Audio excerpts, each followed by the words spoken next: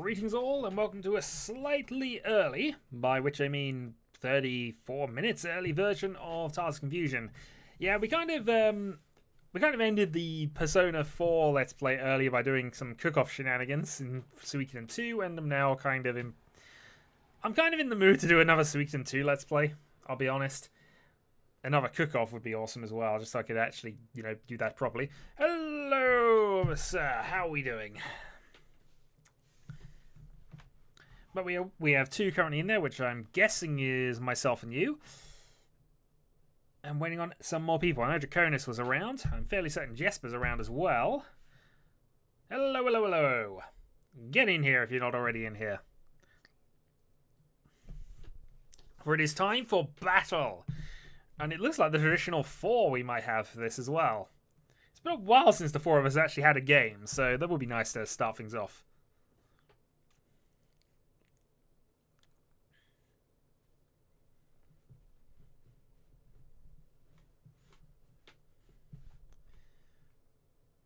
So here we are, the traditional 4 do battle again.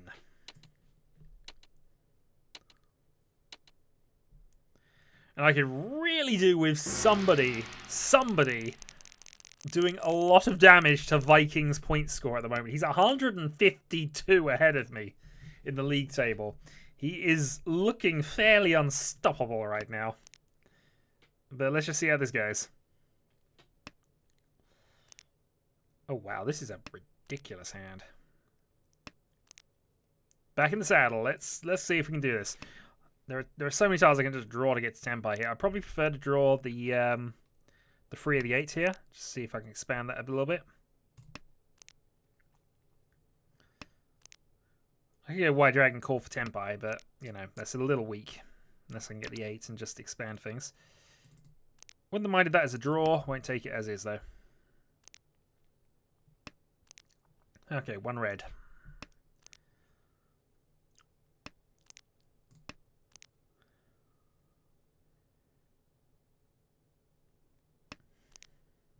It's a little weak, but it would knock off Viking's dealer turn, and that's, something to be considered. Yeah, it would be Tenpai, but I'd have to then be reliant on getting the White Dragon. And that limits my winning tiles somewhat, especially if somebody's got a pair of them and won't play them. So we'll toss for South now, on the off chance we can get something connected to the 2. Especially as we draw on the complete set of those. We'd have had Tenpai if we'd have kept on with them. Doesn't matter. I'd have probably gotten rid of a closed weight by this point anyway. And that's a good draw. Okay, so if I draw a White Dragon, I'm in a 3-sided weight.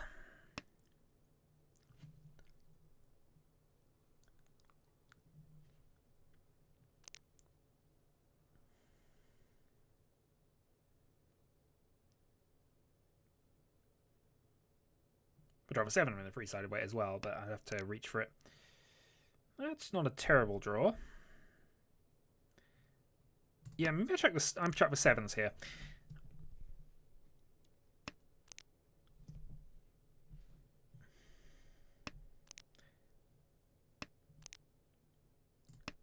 I mean, I'm going to regret that a little later. In fact, that's probably a bad decision on my part.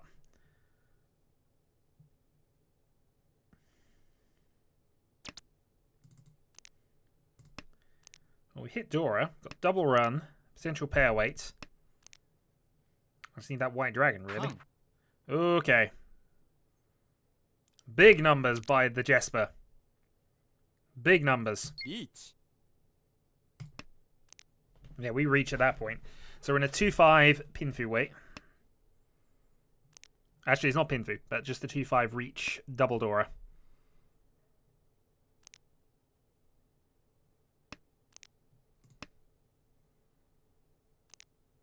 And hopefully the 2 looks reasonably safe from this. We'll see, though. I doubt the 5's going to come out. So realistically, we're looking at 2, 3, 4, 5 winners left.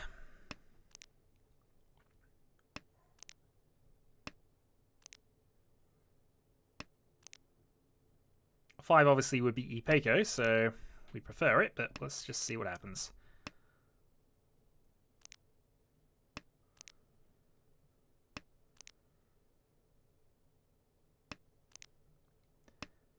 It's a little aggressive against the double call, but we were given 2 Dora and potential Uradura, so also possibly wants the White Dragons. Oh, that was perfect. That could not have gone better for me there. We've had Hanneman. Didn't hit Byman, though. So, yeah, that's how we start things off.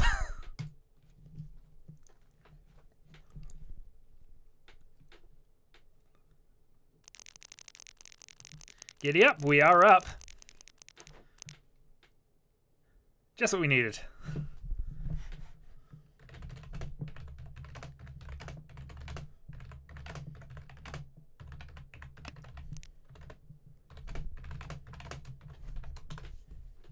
We were slightly fortunate, but it was a really fast hand.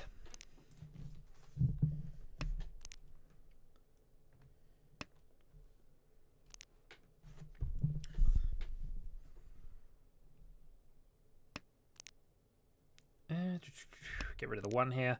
So we've got 1 Dora, potential double run, potential Pinfu really quick here. If this pays off. 4-1 at my ideal draws right now. North doesn't help me. I mean, the 6-9 here could actually be pairs for a Pinfu hand. 6 isn't a bad draw per se. Depends how things develop and whether I end up dropping the pair of threes I've got here.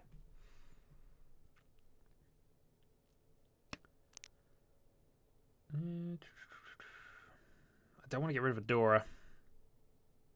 I think we'll get rid of a 9 at that point. It reveals less to the table, really, and it's still potentially possible this can be pair run. Okay, Draconis still on the quick attack. He is the dealer, of course, so... Oh, that's extremely nice. Okay, I think at that point we'll drop a 6. So I'm 1 from Tempai, and it might have to be Coladora for Tanyo Pinfu.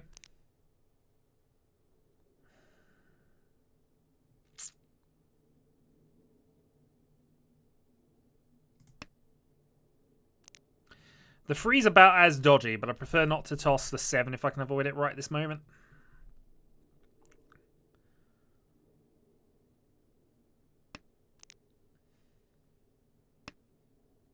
Also, if I were to draw the 4-7 here, that just gives you so many more weights. If I get the 6, that's a double run for a Pinfu.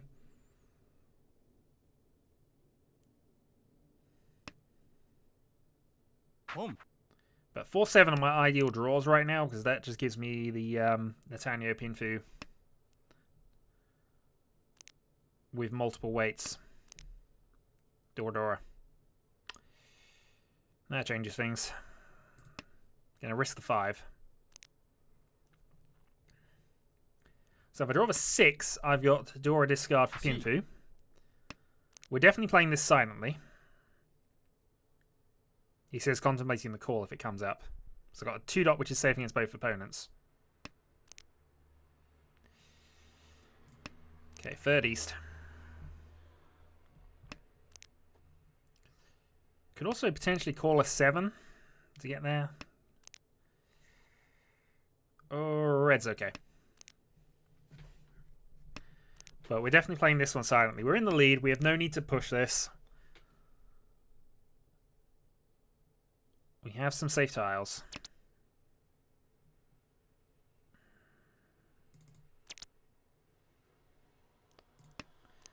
Okay. So 7, 8, 5. I doubt the 7's going to get played against this board, but the 8-5 is potentially possible. The last 8. There's not a lot of outs, in fairness, or at least not a lot of outs for people to play. In fact, I've only got the 5s. So Dora or the 5-so. And that potentially changes things. So if I were to toss this, that puts me in a 6-9 for a 10. The 7's a safe tile to my right. Gonna play it. I had the option of going into a 7-7 weight, but I'm not sure that's any better, especially as one of them's already visible there. So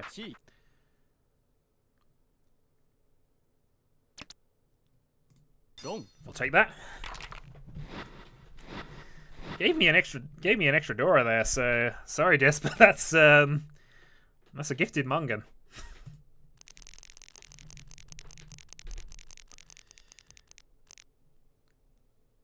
Well, this has gone extremely well so far. I am what?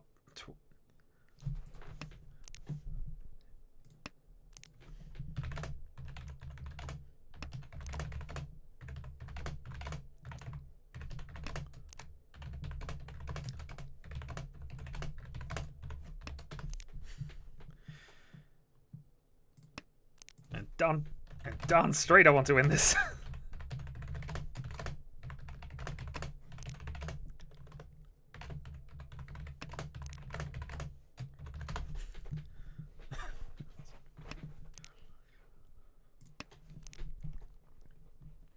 But we've got so much momentum building up at this point. We're 1 from Senpai already here.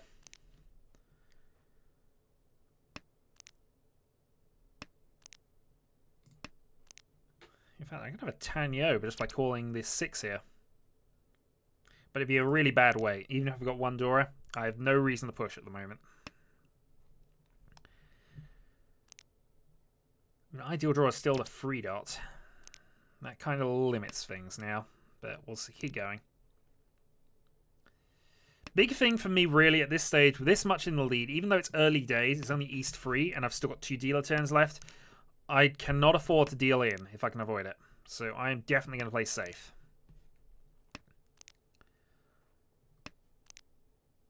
That's potentially good. Okay, we'll call that. If I draw a 6, that still gives me a 2-sided weight there, 4-6. If I draw a 3, I've still got a potential Sanshikyu.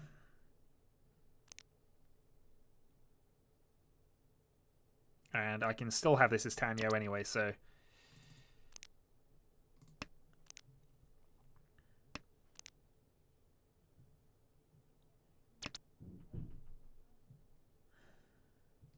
I think in that case we call it. So I'm now in an incidental Tenpai. It's a little aggressive, but it's a definite finishing hand.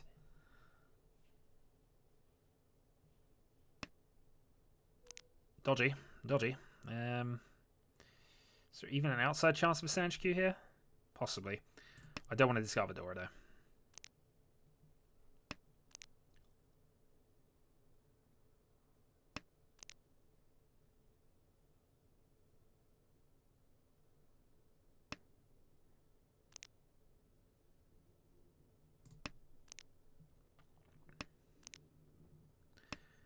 I imagine this is just going to lead to them folding.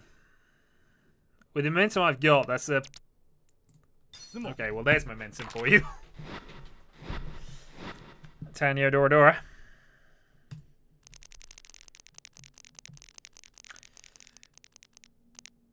Well, someone's on a high wave, and it's me.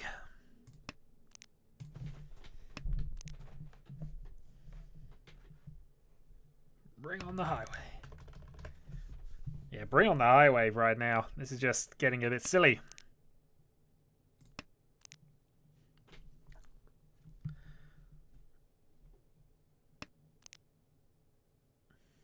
I have Dora Dragon as well, which is always nice. I mean, the hand isn't great from here, in fairness, but... Okay, Draconis is going for quick hands. I have no objection of going for quick hands right now. That would help me out a lot, actually. North does not help me.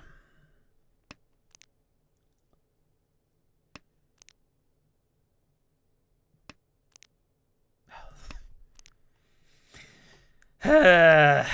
If I draw another North, I know there's only one left, but if I draw another North... Okay. Don't really want to get rid of the Hatsu here.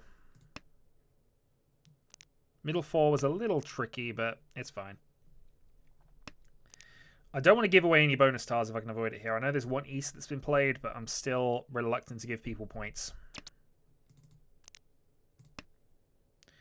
Actually, I have 7 pairs very nearly on. Well, I say very nearly. I've got 4 of them, but...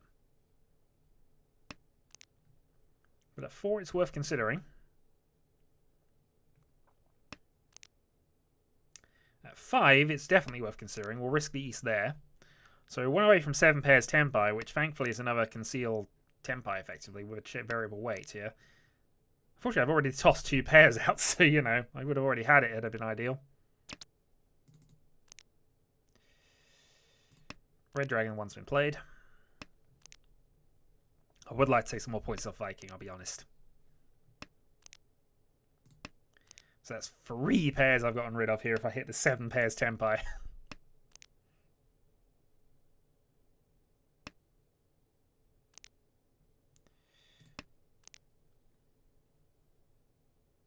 I mean, it almost looks like I'm folding. Okay, I have 2 safe tiles against that, and I might well be inclined to play them. Oh, god darn you. Darn it, Draconis!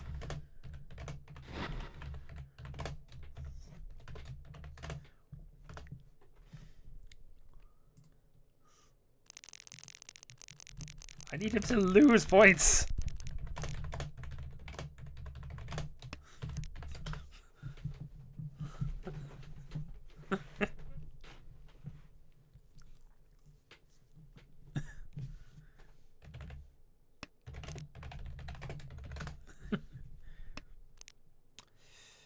Okay, west over there.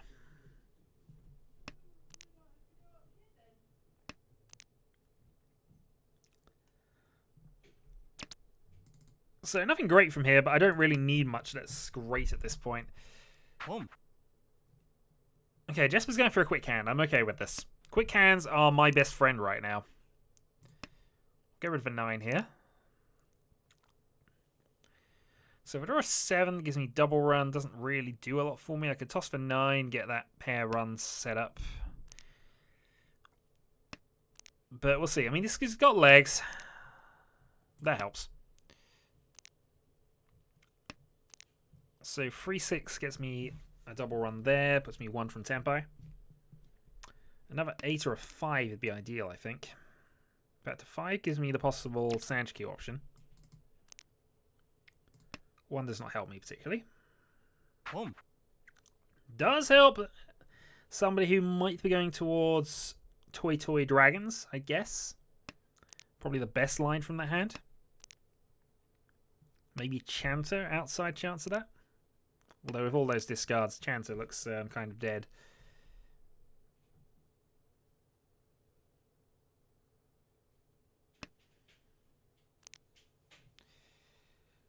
We'll find out. Okay. So he's definitely not Enchanter. He might have another bonus triplet, maybe South.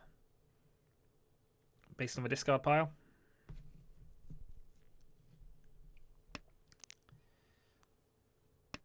Obviously, though, with this much of a point lead, it's really just a case of not dealing in if we can avoid it.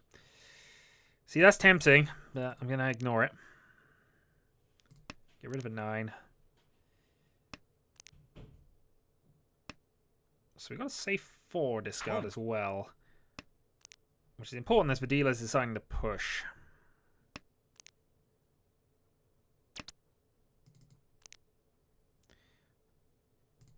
So I'll play the safe tile we've been given.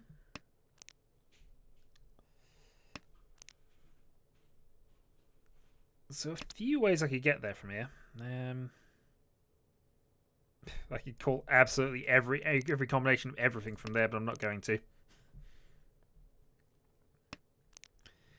Just because I have a feeling we may need to play extremely safe against our big threat right now, which is clearly to the right. If I call this, what's the payoff? Toss the 4 dots, which we don't know is safe. Not being Tempai. I was tempted. I'll be honest, I was tempted, but...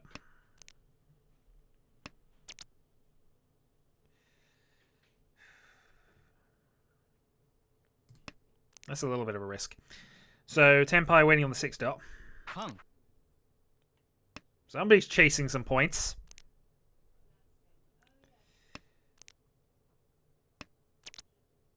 Somebody's chasing some points. Is this a better discard with that?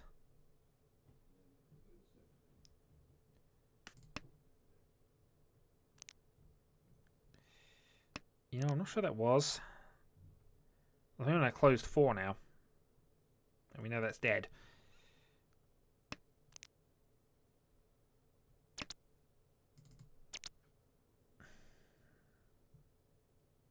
Too safe. Yeah, I think I'm going to close 4, wait.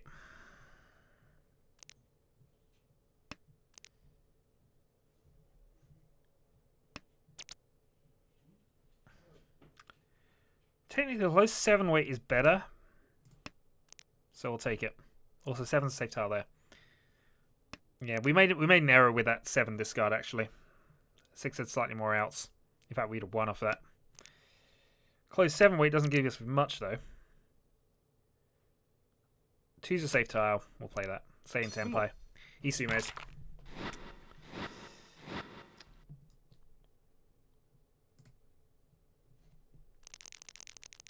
Okay, so that brings him back into range.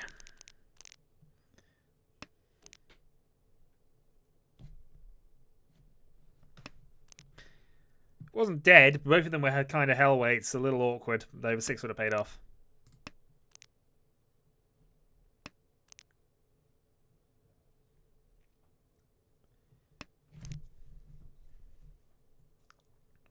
This is quite a good hand, actually. And we do need to kind of consider something that might happen here.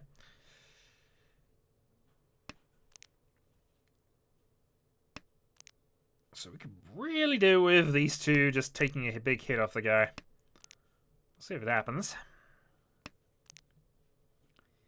But I no longer have a secure lead now. It's I'm free hand difference.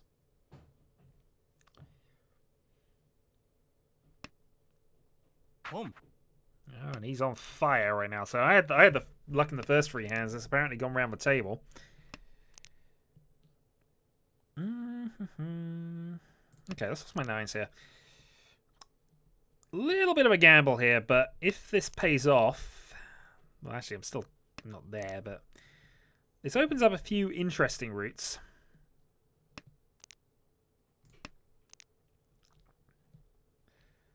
So I'm 1 away from Ipeiko.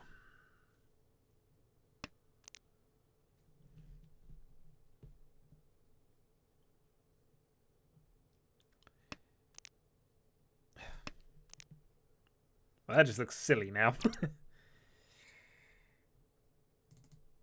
No point in calling that. I need to draw this 2 or just be waiting on it. It might not be the best of things I've ever done there. So I can toss for 2, be in Tenpai for not a lot. But at least I'd be threatening. Okay, he decided to go aggressive. We're in a 4-7. A 4-7 weight.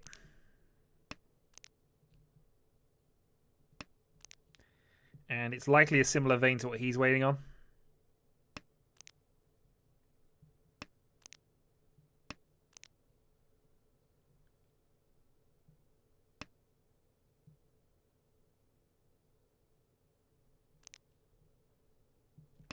But we're giving him the shot now. He now can get it with pretty much any freehand hand. If he's in for Toy Toy, there's a reasonable shot at that paying off. I was drawing nothing but Manzu.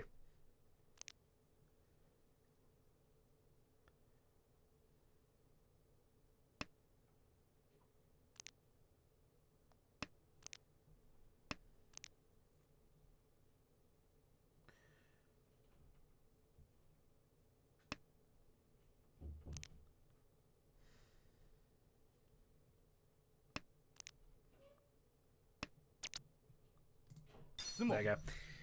Well, it's not a huge hand, but it's momentum back. Pulls my gap a little bit more. Grab a few more points off of him. Haven't really got the risk of busting those 2 out just yet, but, you know, I've at least killed his last dealer turn. Re-established my point score back to the 49s. Yeah, it was a good threat.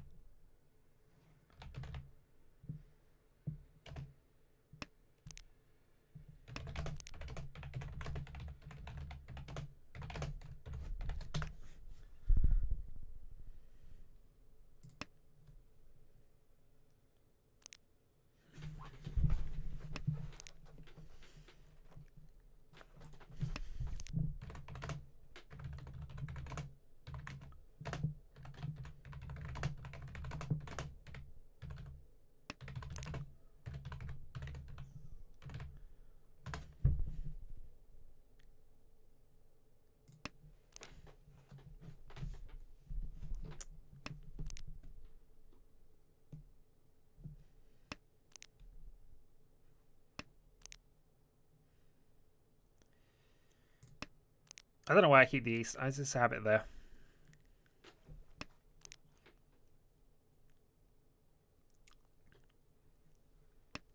That's fair. So it was kind of a bluff there, really, at their second call. But, you know, he is dealer, and dealer is allowed to be aggressive.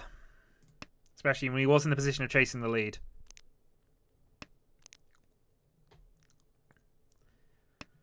Meantime, I don't really have anything, but we could do a Draconis picking up a win or two.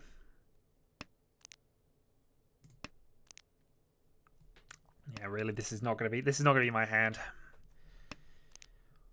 Almost zero development.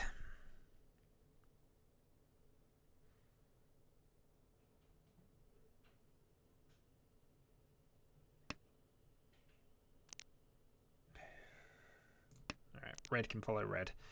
So Dora North, one has been played, but we might as well hold on to it. Okay, fair enough.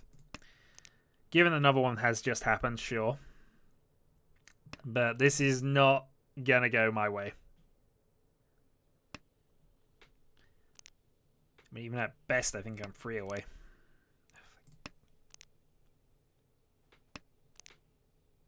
Because that darn 8 discard, I'm not even on course for any Nageshi Mungan shenanigans.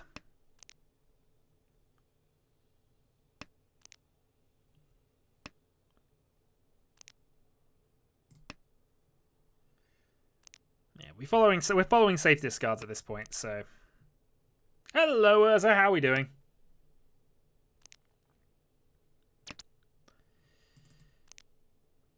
Okay, so now we might start thinking about what we can do to be aggressive. So Tuso is probably our best bet.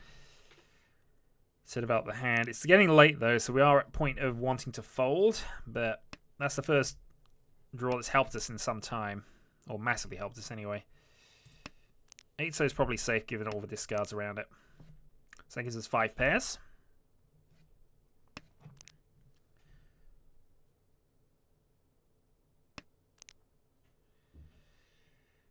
We'll follow that 3-dot discard. Each. And now we'll follow this discard as well. So what else has he got? We got this safe here. We got the 9s, which are probably the safest tile we've got right now. So yeah, we'll toss both of these. We're technically we were 1 away from a 7 pairs Tenpai, but there's no reason to risk our huge point lead right now. Heck, you never know. Viking may deal in.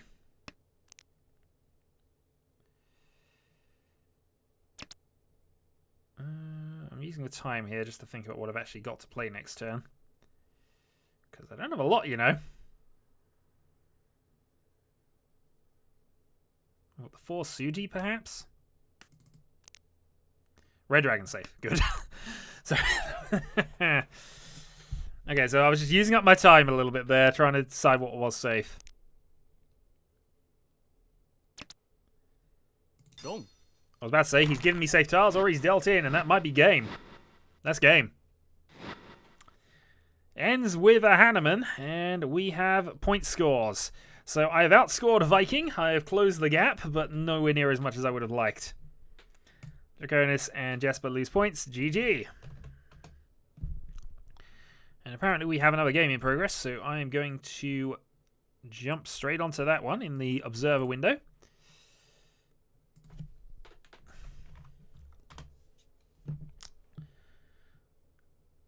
Unfortunately, I have to now actually manipulate that into the place. But yeah, that was quite a quick one.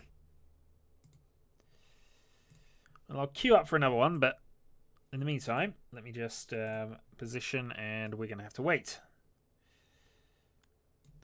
And we will follow behind Urza for this game. Or at least that would be the plan if this ever actually starts.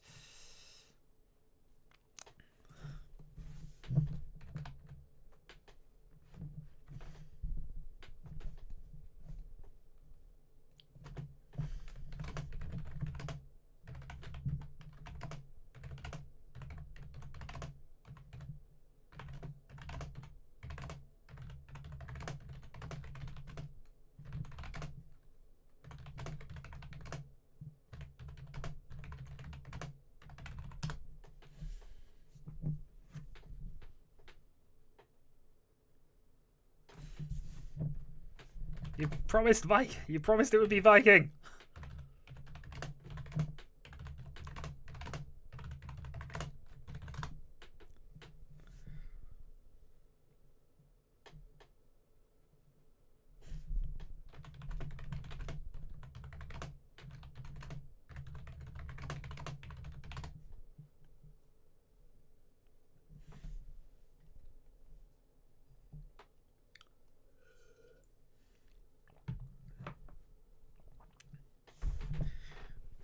Yeah, so all I had to do was basically fold my 7 pairs to just stay out of trouble there. I was out of safe tiles though.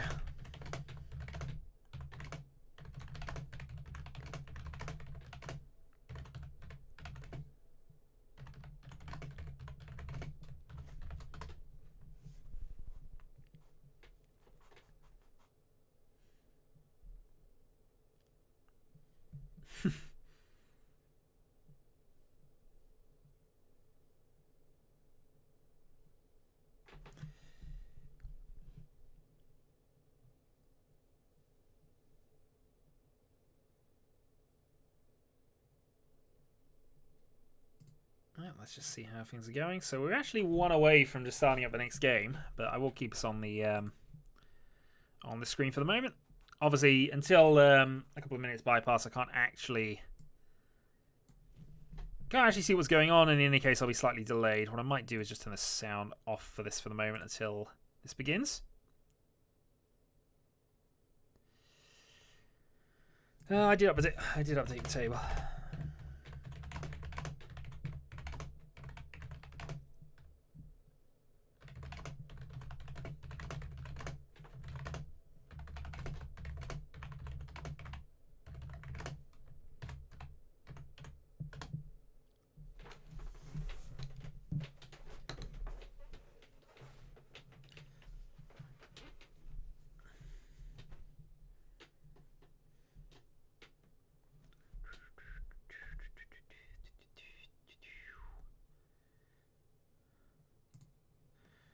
So 1 more for the second game. We did have, at one stage have 8 players around, but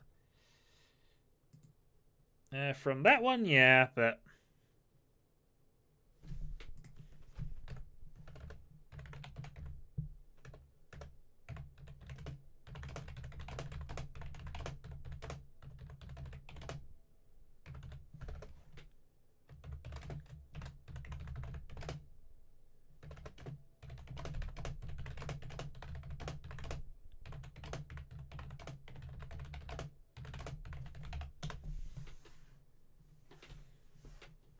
we hope.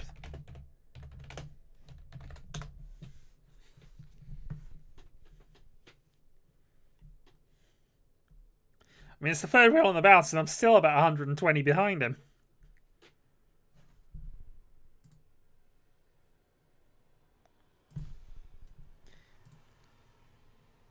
They did. Likely finale is going to be.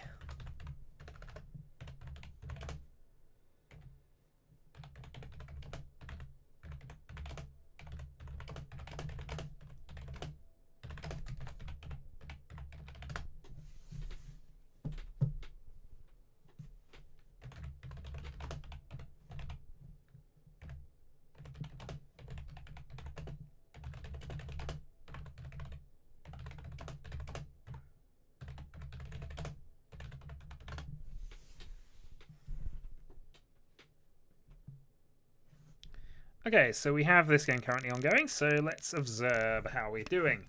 So, Draconis is immediately starting AFK, which is a worry. Debbie has double south, bonus style setup.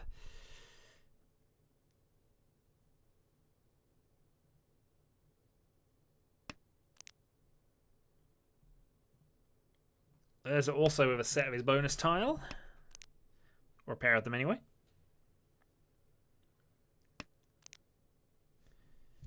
White Dragon follows White Dragon. Possibly followed North because it's only the first one, but it's fine. Good draw for Urza. 1 dot.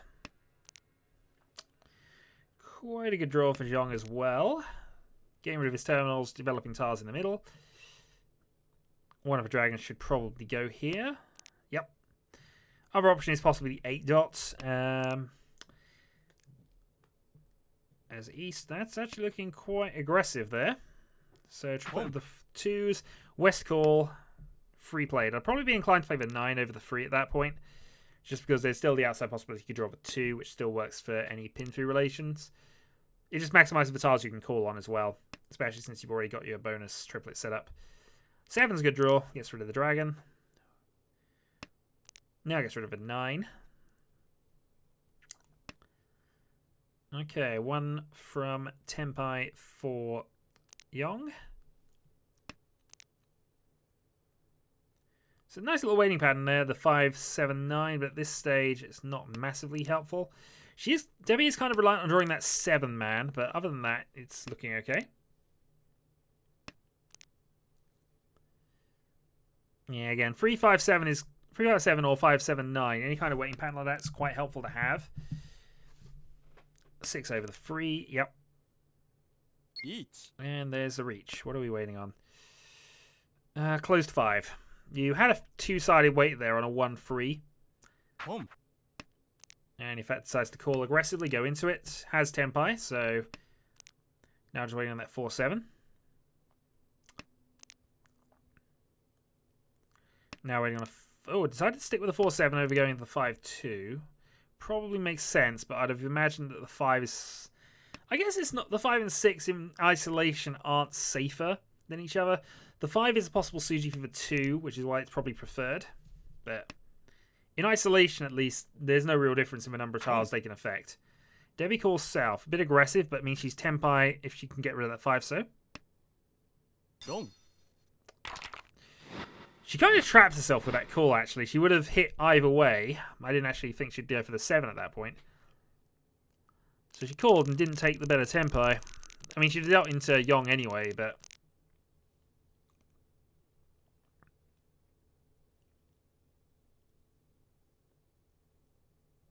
So, Debbie is dealer.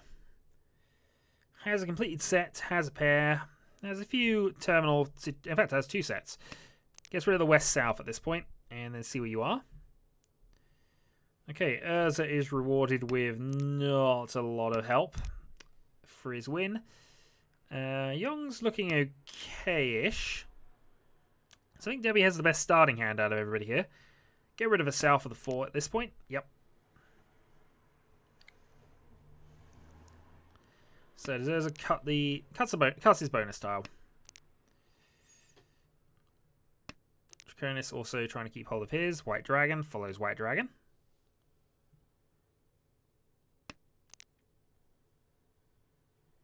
It is odd that we don't... I mean, I thought I saw 8 in the chat earlier, but I guess it was just while we were still technically in the game and drawing the new one, it hadn't quite updated itself yet. I know why we don't have 8. JPB's not around, because otherwise we'd have the second game going on. With you, Viking, me, and him. So if JPB is around, please join us. And if not, well, your identity will forever remain a mystery. Helpful. That's actually really helpful there. That now means 7. She still wouldn't have it. 3 gives a 2-sided hand, so... So 3-so is the ideal draw. 6-so would be fine. It would at least be Tenpai, but it's closed weight.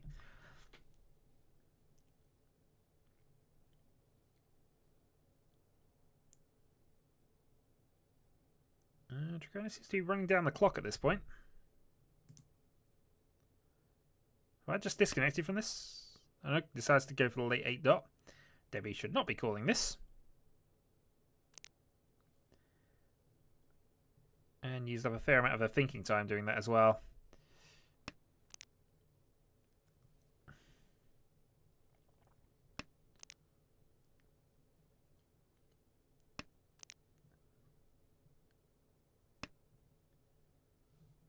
Well, I can't see what your eventual Tenpai is going to be in this, but looking at it, it doesn't seem like it. Oh, that might have been a worthwhile keep, I suppose. Maybe getting rid of a 9 instead. Because if you were to draw a 7, it wouldn't actually help you all that much. You'd still need a pair in this situation. So by getting rid of that, going into an 8-5, it'd give a couple of those.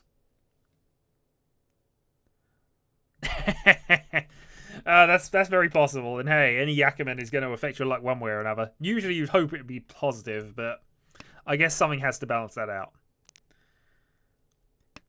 It's probably why I never hit Yakumans. I've just made of jam and it helps me out the rest of the time.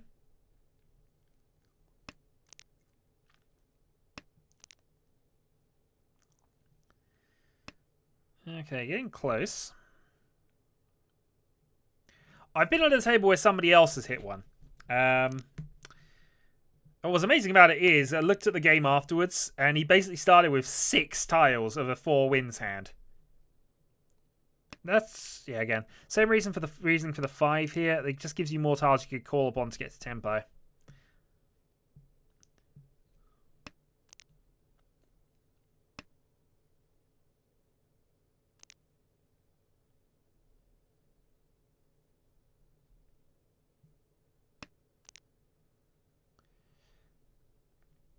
But the most ridiculous one I've seen is, I forget the formal name for it, but it's the all 1s and 9s. Especially as it was first turn, call the 1s of 1 dots. Second turn, almost second discard, called the 9 dots. Then eventually just sumoed towards the end of the game with just all 1s and 9s. It was kind of ridiculous. It also busted me out, but that's another matter. But I've been at a table where that's happened and 4 wins. And I don't think I've been at a table with another Yakuman. I've hit a couple of 13 Orphans in the past, but... Chimroto, thank you.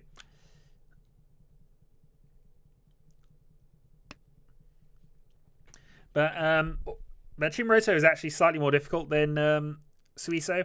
Because obviously Suiso has 7 tiles available, whereas... Chimroto and in fact all greens only have 6 tiles available for that. Okay, so to answer your question, no. No, you don't.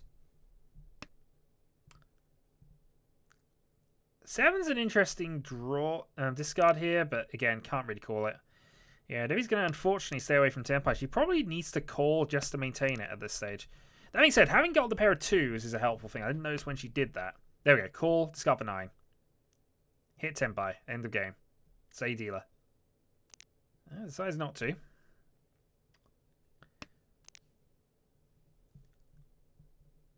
I mean, it's this sort of end of game scenario. While dealer, you can be aggressive. You can push things. So if this 8 comes out, you need to call this. You need to call this one. It's your last 8. Ah. And I don't think there's any 2s left either, so unless she draws the 3, 6. No, you did not.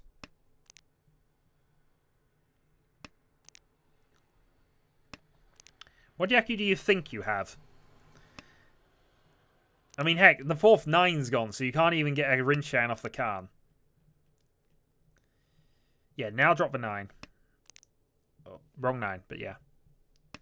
Yeah, the only Yaku you could possibly get from that is the Rinchan on the 9 Mans, but since the 9's already gone, there's nothing. No, you drew the hand, sir.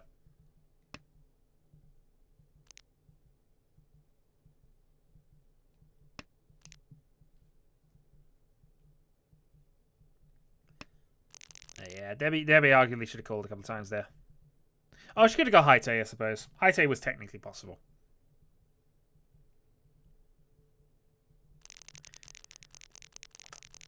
Yeah, as I say, ignoring all my cheesy shenanigans in Tetsuya, twice both 13 Orphans. And neither of them were from what I would consider good 13 Orphan start positions, I'll be honest. Still, it occasionally happens. And we're still waiting. I think we might have to wait until this game ends in order to get another one in, which is unfortunate, but hey. If somebody else does turn up, we'll have a game. Or just have to poke whoever starts chatting and just say, play. Play. And Debbie is being punished by not having a particularly good starting hand. I've actually discarded the south from that. 1, 2, 3, 4, 5, 6, 7, 8. Yeah. I mean, I might have entertained the notion, got rid of the 5 dot and see where it goes, but... No, she's playing on with it, so it's all good.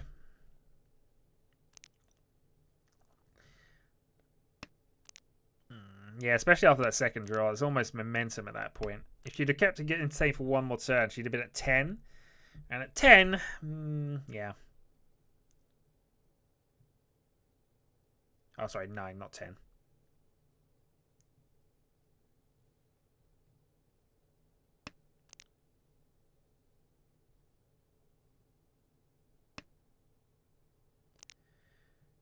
But no, she's doing proper stuff here. She's probably getting rid of the West at this point. But getting rid of Onitars, getting rid of loose things. The one could have been helpful to her potentially, but we'll see.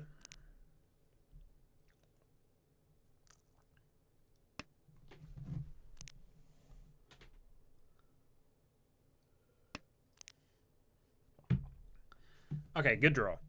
So now she should get rid of West.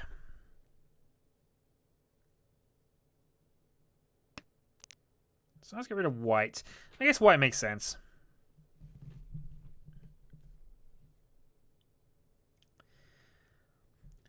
Yeah, I think my problem with most of them is, unless I'm in a triplets hand going for Suanko, I tend to dismiss Yakuman opportunities quite a lot. I mean, even if I go for a Kokushi, it's because I've given up on the hand initially, rather than trying to necessarily get that far. And with Suanko, it normally only comes up as a natural result of going for a Sananko or Toy Toy hand. And most of the others I won't entertain unless it's just obviously out there. For example, Daisangan, obviously, if you have 3 pairs of dragons in your opening hand, that is what you are going for. If you have 3 pairs of dragons in your opening hand and you do not attempt Daisangan, something is wrong with you. Or you're a Kagi. One or the other.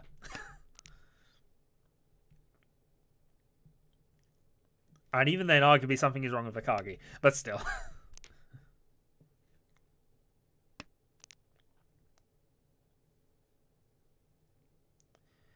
I don't think I've ever pulled off a Kazoe Yakuman.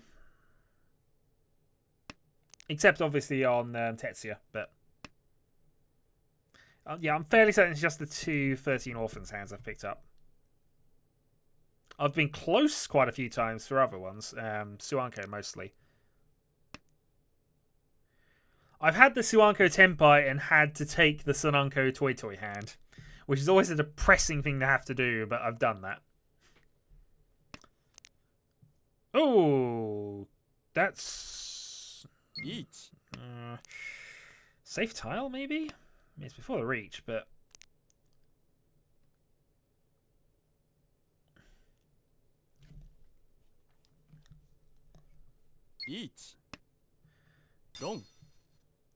okay, Draconis deals into Urza, who picks up a bucket load of points. Effective Mungan for dealer. So I can relive my great moments of Mahjong glory. You know that's the only reason I record all my Mahjong sessions these days? This is the only reason to relive those moments of glory. The day I get a Yakuman, I'm done. That's just FYI, I'm done. Oh, Urza is a monster to start with.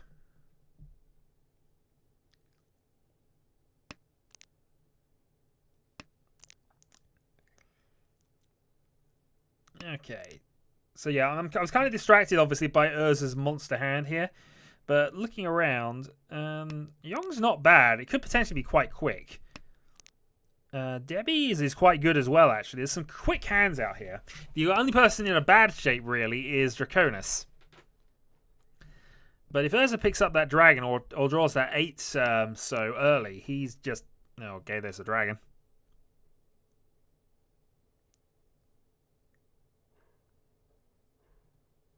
Unless Debbie wants to keep it. Problem is, her hand's good enough that you don't really want to do it. Oh, she does. Well, she got rid of a useful 2-4-6 shape to keep the dragon. I'm not sure that was worth it. Because the thing with dragons is you want to discard them before the 3rd discard if you can. Otherwise, you've got to commit to trying to keep them. Especially when your hand's quite quick. And this is quite a quick hand right now. So delayed it by a turn. Got rid of a potentially useful draw here. So there we go. It does mean he can't really complete this easily. So I might have even been inclined to wait on Urza's side, because that 8 might be a problem later. Obviously, now he can call the 9s and 7s to get around that, but, you know. is still potentially an issue. So run 1 from Tempai then. 695. 695 for it.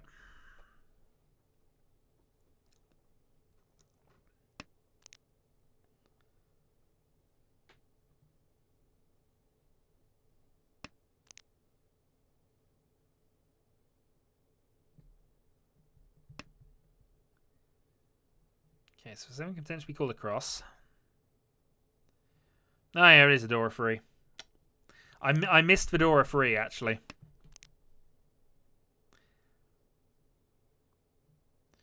It makes the hard. What I mean is though, it does make the hands slightly harder to complete, but it's definitely not a bad thing to have.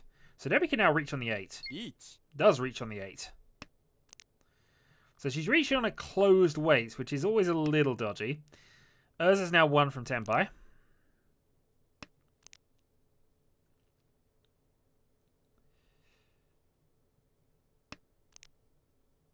No Ipatsu.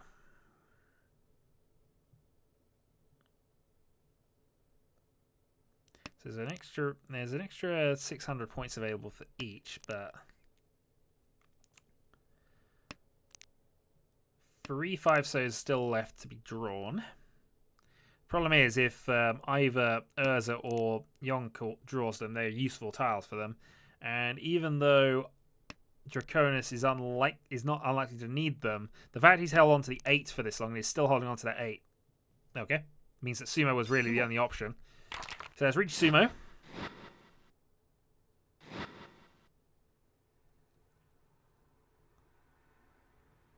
Yeah, it's fair enough. I mean, it's a threat. It's a deal of threat more than anything else. As I say, the hand's a little tricky to complete with that setup, but it's not a bad call. So Debbie picks up a few points here.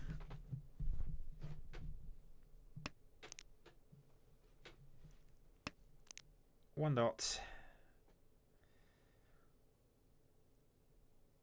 There's a lot of interesting dragon interactions going on between these three, just looking at this. Get rid of the 1, decides to keep the bonus tiles. I mean, it's not a bad idea to keep the bonus tiles if you're going to play cautiously and optimistically hope to draw them, but I would normally be inclined to get rid of one of my risky tiles here.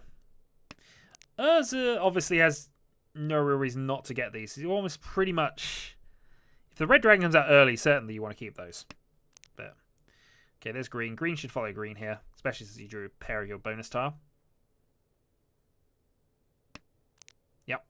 So this should be green following green following green.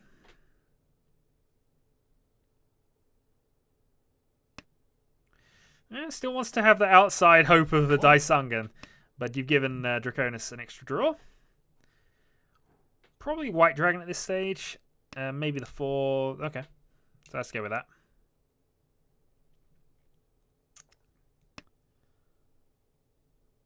Oh, how aggressive is Draconis feeling? He's still away from Tempai if he calls that, so I wouldn't say that's a good move necessarily. But Draconis is in last, so we can ignore the fact that his hand's not really developed here. He needs to be quick, and unfortunately that precludes having a good hand first. He's still got time to build up, so...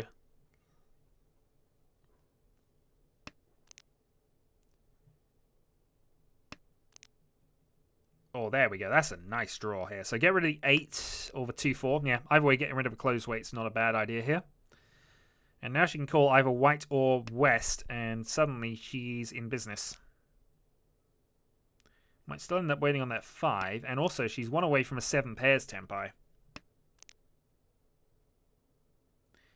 I get rid of the 4 here, just on the off chance you could negotiate this to a Honitsu. It's unlikely you would, but that would be my consideration on this. Also, Urza is determined to try and get this Shosangan. It's the only reason I can imagine he's kept the dragons this long. Yeah, 3's unfortunate after that discard, but it's still probably the right move.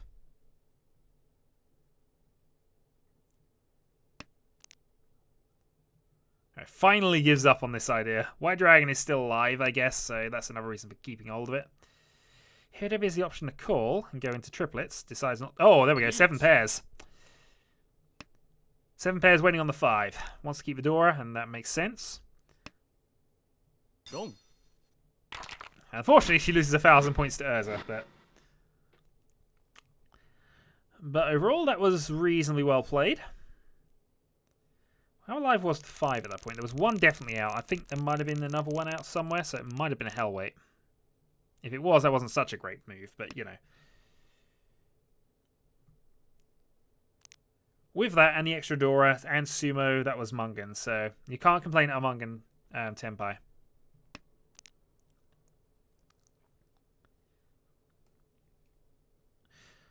And yeah, Urza is a really good starting hand, actually. Triplet, Dragon for easy Yaku. Not far away either. Even, dare I say it, possible Itsu. It's possible. It's not likely, but it's possible.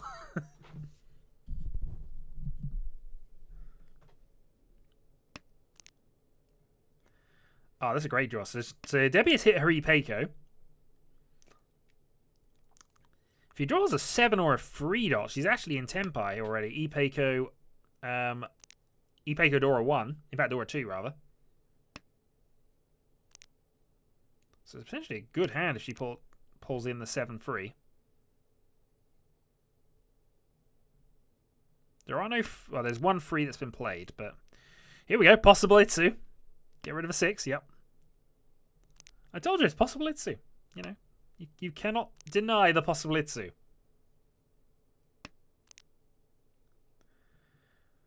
Again, helpful. I'd get rid of a 9 here just on the basis that it'd leave you the 4, 6, 8. She decides not to.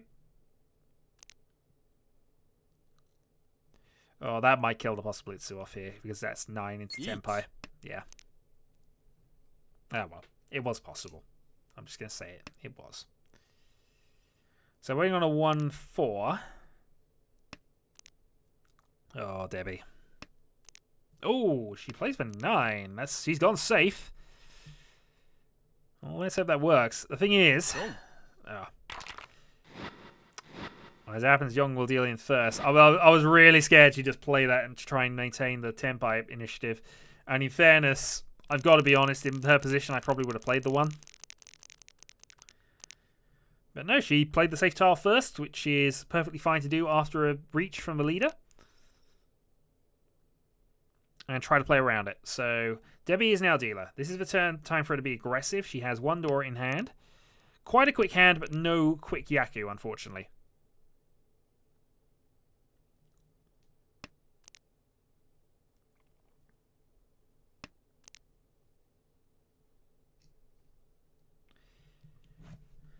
So 4 pairs in the initial hand. Needs a bit of work. No Dora, really, so... Probably looking more towards 7 pairs than Toy Toy, in my opinion. Yong's a bit all over the place, but does have a couple of bonus tiles now, so that actually helps the hand out a great deal. Especially as he can now call one of them. Chooses not to. Okay, this is a calling hand, sir.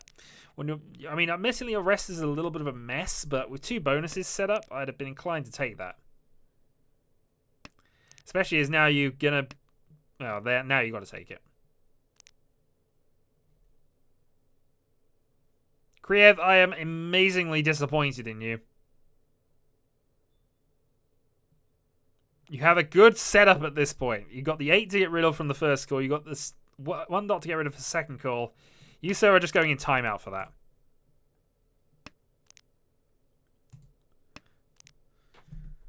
You're going in timeout, and we'll hear your explanation when you've had 5 minutes to think of one. Get out and do the timeout, actually. I could put you in timeout again, but no, it's fine. Oh, jeez. Also, welcome to moderator status.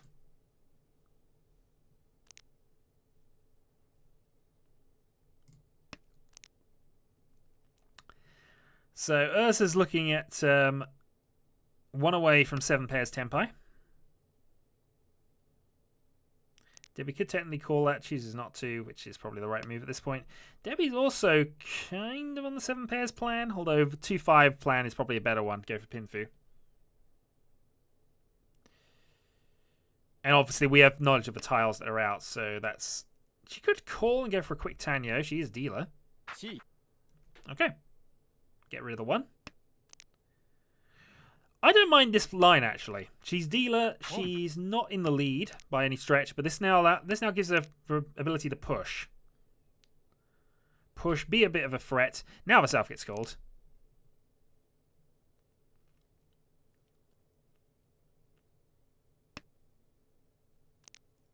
Let's see what happens from here.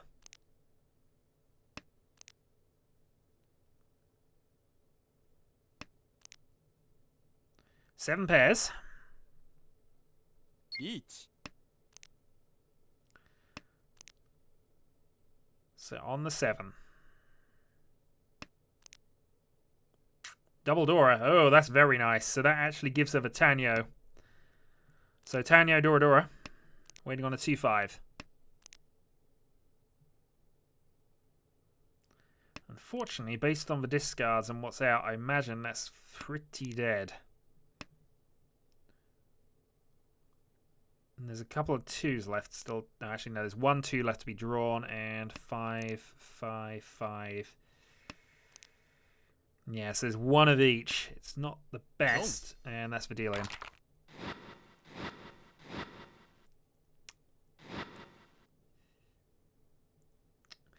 Yeah, 3s and 7s are always instinctively Mahjong players will avoid playing those against a Riichi. Debbie's obviously a newer player, so that wasn't exactly as definite. But even though the same 3s and 7s have the same odds pretty much as a lot of things, the fact that they can go into Chanter, Junchan weights, as well as Tanyos mean that 3s and 7s always need to be considered dangerous against a Riichi. Nevertheless,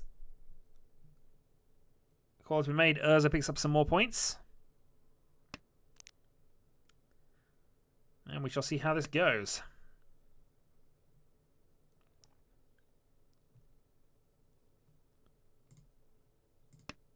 Still waiting.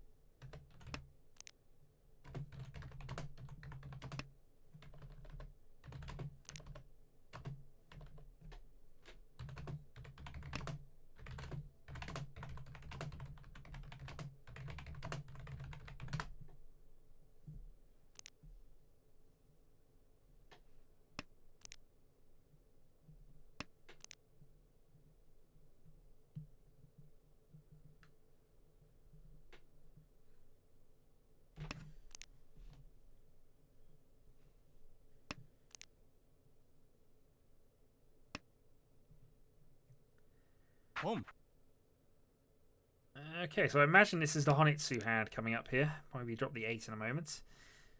Debbie's looking fairly reasonable, actually. 6 in.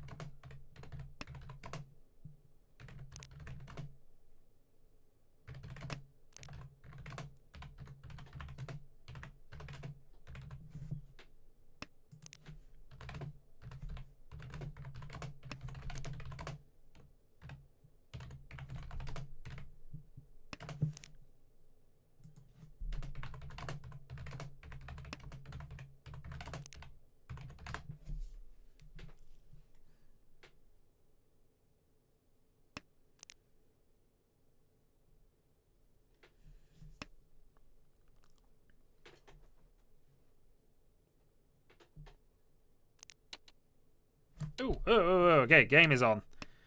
Right, so I'm going to have to sound effect off and get into this. So, JPB has arrived. Welcome, sir. You have allowed us to have a game, and for that, we are grateful. So, I'm starting north again, which I've got no objection to. I have Jesper to my left, I have Viking across from me, and JPB on my right.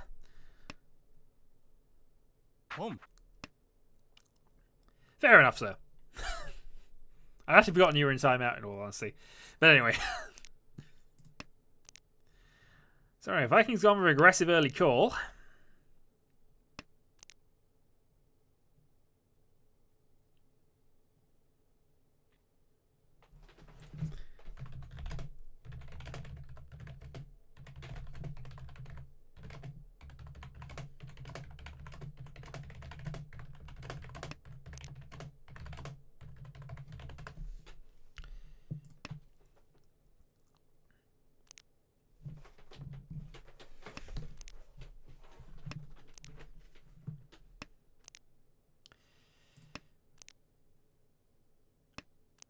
So, what are we looking at here? I guess pin 2 is fine if I can draw this 6. Possibly it's 2, maybe. Okay, that's why he called the White Dragon. He had 2 pairs. Well. Tempo on the 8, but I'd rather wait on something else. So I'm just waiting to see if I can actually get something else. I suppose I should have called... either way, I'm risking the for a 10. Do I just call this? If it wasn't connected to that, I'd have probably gone for it, but I'd make my for a 10 possibly by keeping it and going for something else. It's fine. We'll see what we can get here.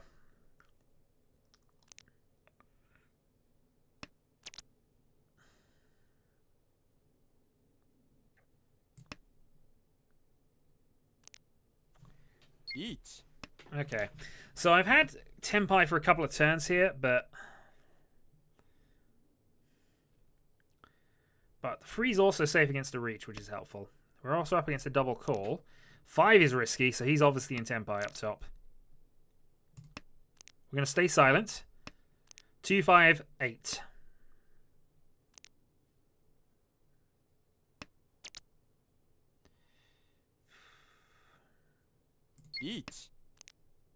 Pursuit Reach on Medora. I had no choice there. It's a good weight, though.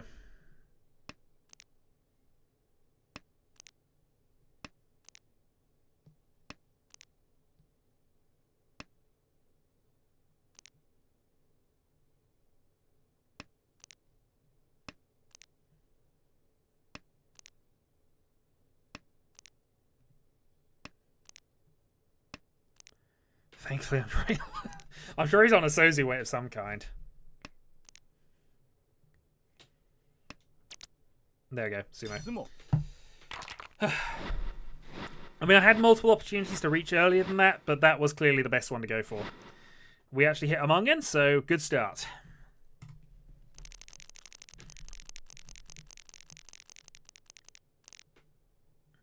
But that's why you don't just immediately reach. You want to see if it can actually develop any further. Increase the odds of winning, increase the value of the hand, and also there were threats up top. Until I had a 3-sided weight, I was always going to be dubious about Pursuit reaching with that. But with the 3-sided weight, we had the Mungan, so...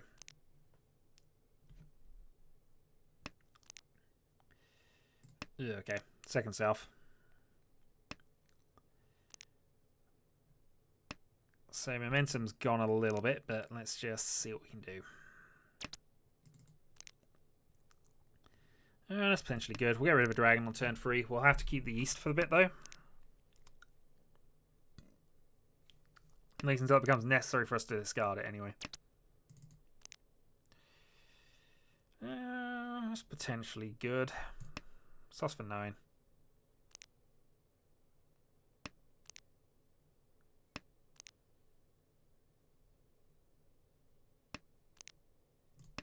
I'm not going to overhaul his lead today. It's not going to happen today, but I wouldn't complain if it did. I'm just not expecting it to. That's potentially helpful here. Let's now toss the east, because it's getting to a stage where this is the last time we can get rid of it safely. A couple of ways this can go from here, really.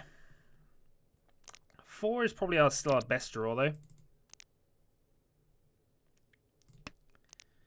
We'll go with that. Now, 4 there puts me into Cull 7, head to pin, yeah, head to pin 2. Okay, drew another east. So, ideally, if I do draw that 4-man,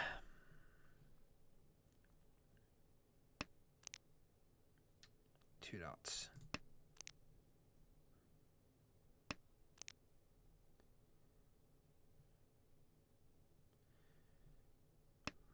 I'm also conscious we don't have any safe tiles against Viking.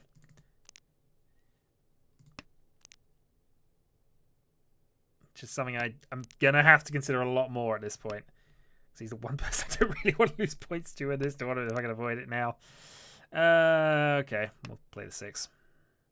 Probably a little risky. JPB, obviously on some point with Sozu tiles. Wait.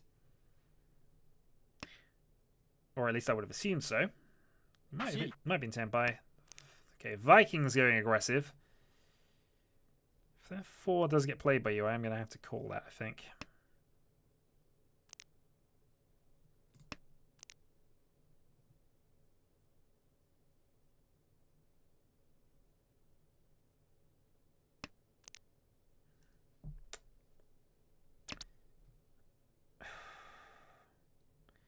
Call that, dump 7. Yeah, we'll hold off. I've also got 2 safe tiles against him, which is the other consideration here. We know the 3's safe against him. Gone. That's for dealing. So JPB loses some points. Dealer goes on a repeat. See, had I aggressively called that, I don't know what would have necessarily happened from there, but I'd have been at more risk. Or just somebody's decided to jump off for whatever reason. Or they want to watch rather than play, which occasionally does happen. But now JPB has turned up, we do technically have 8. Or we should at least technically have 8. Alright, first turn east. I know west is 1 has been played, but we'll see if we can develop beyond that. 8,000 points in the lead.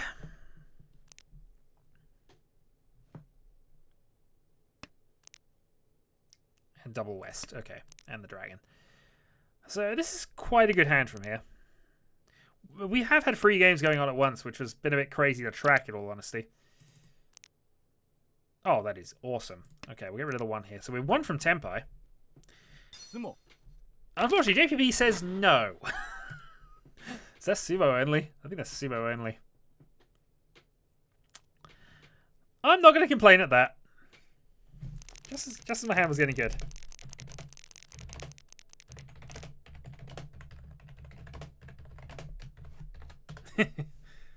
Ah, well.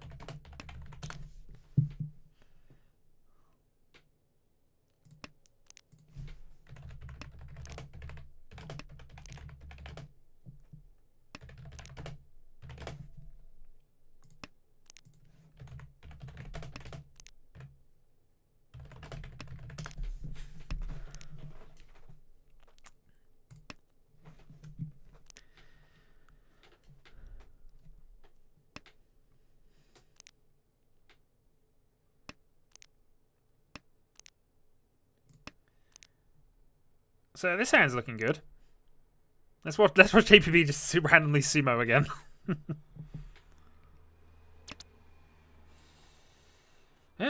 Tempting, but I'm not going to take that. Okay, nice. Drop the 6. We might get rid of this closed 1-2 weight in a little bit, but...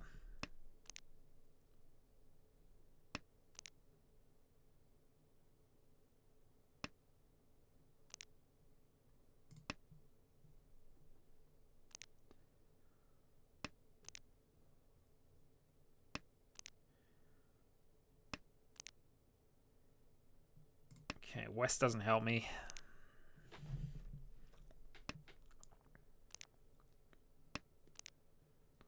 Come on, Forso. Actually, no, Forso. 4-man. 4-man would be better. God damn it. I said the wrong thing and now it's going to punish me. At least it didn't give me the Forso there. Which, you know, I would have taken the Forso. Forso would have been fine. Give me the Forso. Yeah, it's punishing me now for trying to call tiles I don't need.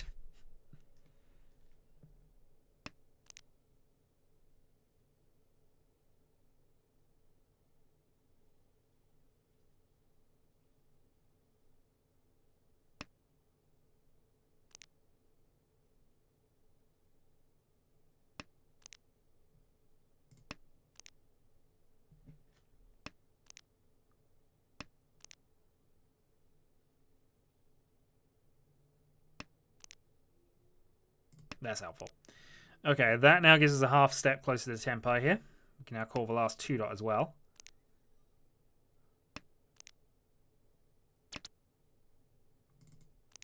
Gonna ignore that. Obviously, we had the option of canning there, but it's late in the game. We're in the lead. We don't really want to start giving some extra points out if we can avoid it. God damn it, this is that 4-man I want. Will that bring another one out? It seemed unlikely, but you never know.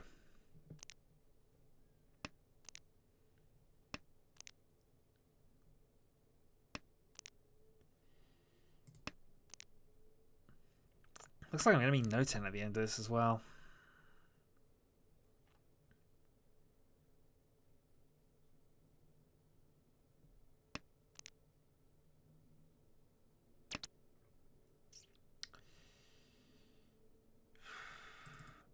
No. That's a maybe. How many 4s are left? Quite a few. I think the problem I've got, though, is that I really think people are in Tenpai. Okay, free save tiles if I want to go that route. Yeah, I'm going to go that route now. I have 3 green dragons. They're going.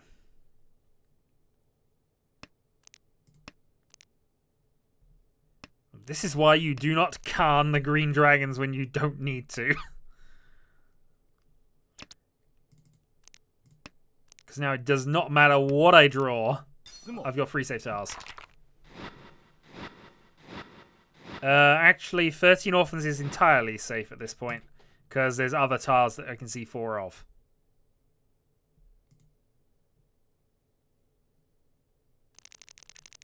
Also, he just took the lead, didn't he? Yes, he did. Well, god darn him.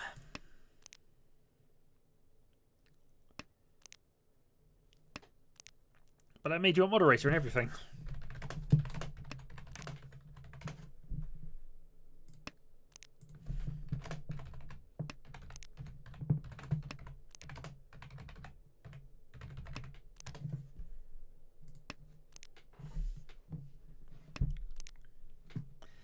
We're actually 1 from Tenpai here with double Dora.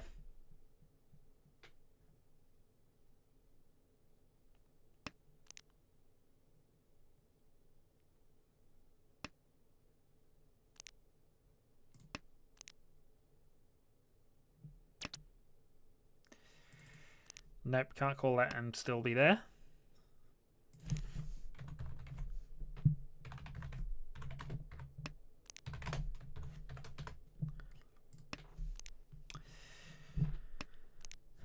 Okay, rolling on towards this Riichi Mahjong. Oh god damn it, this is 7 I wanted. Will we get a 7 ourselves? Nope, but we're going to keep on this Riichi Mahjong plan with 1 spare tile.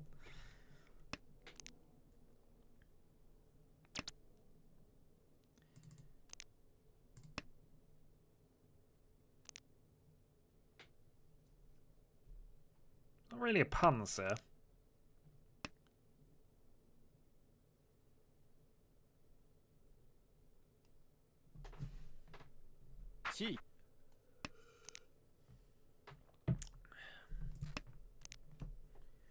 Okay, so Jesper's on the attack.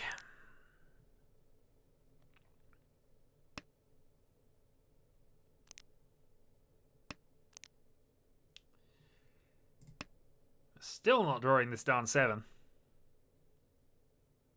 And somebody can call that.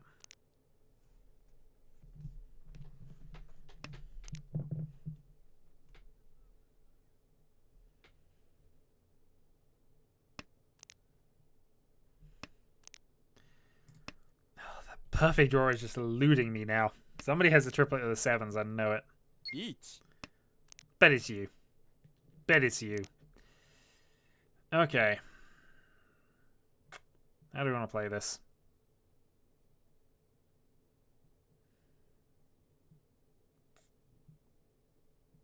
I think I'm going to stick with the... Yeah, we're going to stick with safe tiles. So potentially got Ipeiko, Pinfu.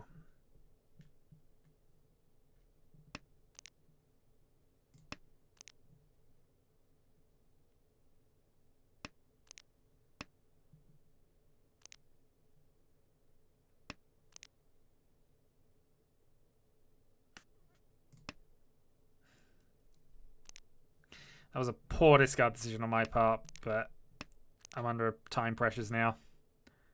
Self-inflicted. Wrong. Well, I can take that.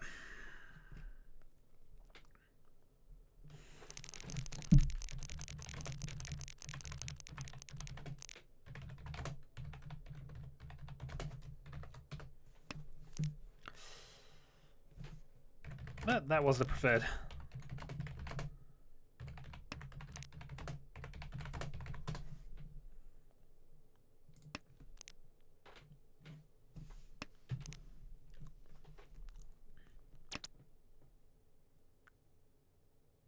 Home.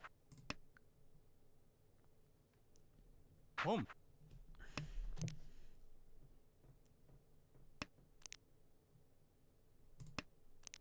Okay, so we're playing north-south. Unfortunately, he's double south, so he already has bonus.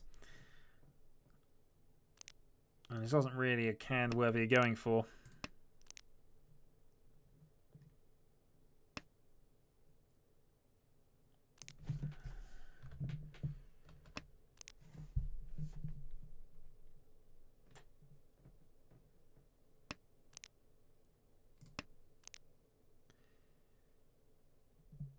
But yeah, doing the north and then discarding Medora turn 2. This is kind of an on-tilt situation I'm in now.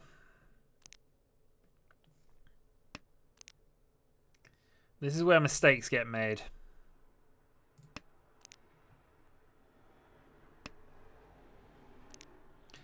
I mean, technically, I could go stretch this to a Honitsu.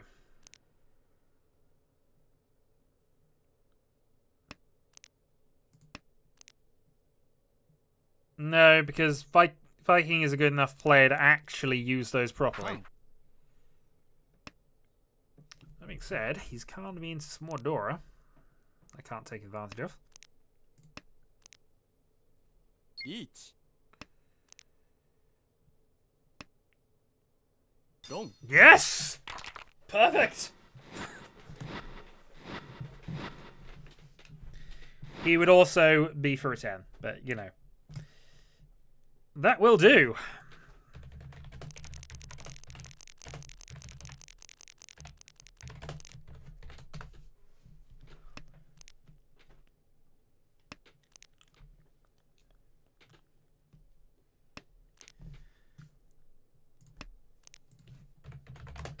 Game on.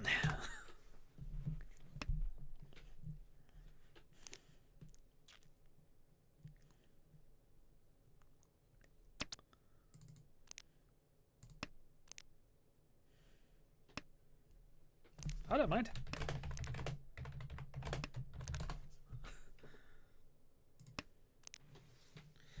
So we're looking here into a quick Chinitsu if we can pull this off, and if a couple of if our couple of extra draws are favourable. Home. Yeah, we'll force it.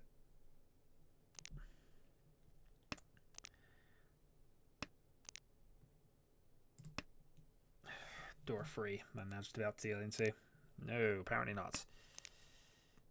The problem is everybody's now played the Lotus Sozu, so I'm actually potentially in a bad way here. Yeah, we'll see.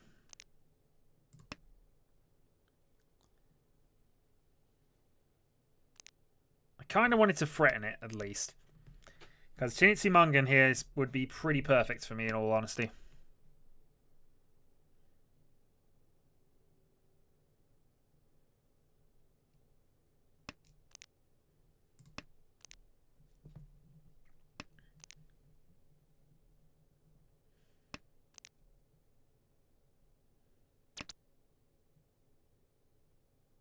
Pom. Now I'm bluffing.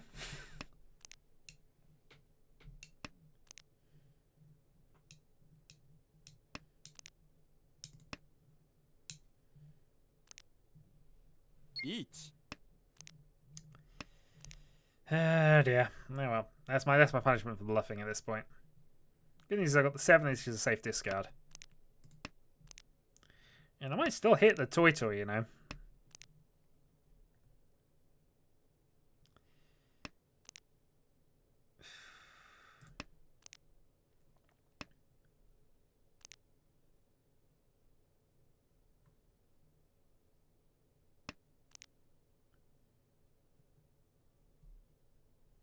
Riichi. Oh, well, now I just have no hope. Now we're going to take 2 safe tiles here.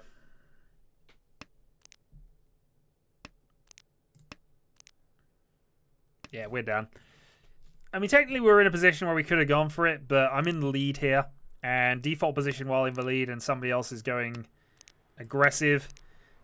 Make sure you're not the one who gets punished for that. And let's have a look. 6 dot is safe.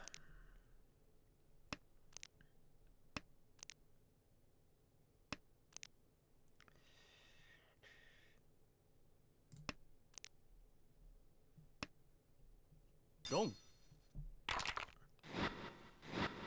Okay, recovery.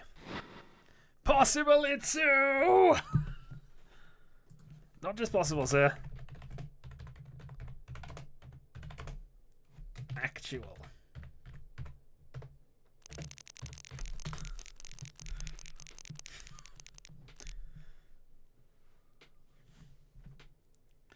Okay, Viking dealer turn then. So I still have a lead here. We're in West playing situation though. The gap is narrow.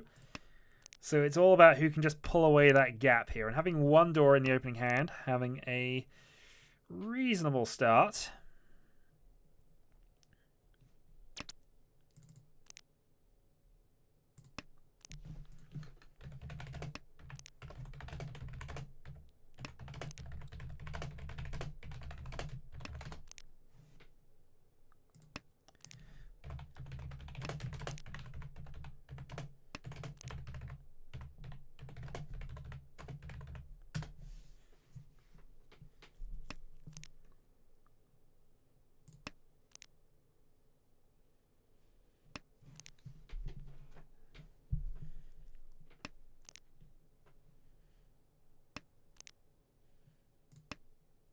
I was nowhere near that Shinichi Toyotoya, but he doesn't have to know that yet.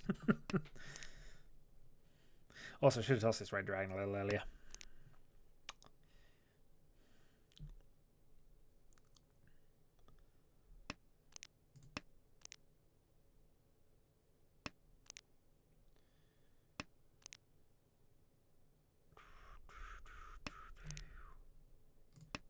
Immediately draw a second red.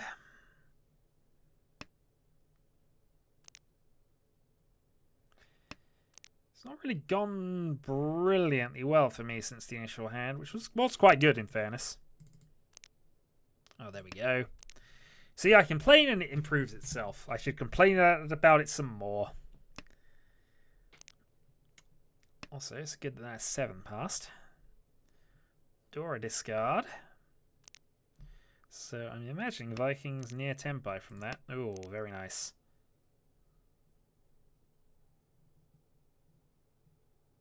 To what end? Besides which, that dragon was dead anyway, so...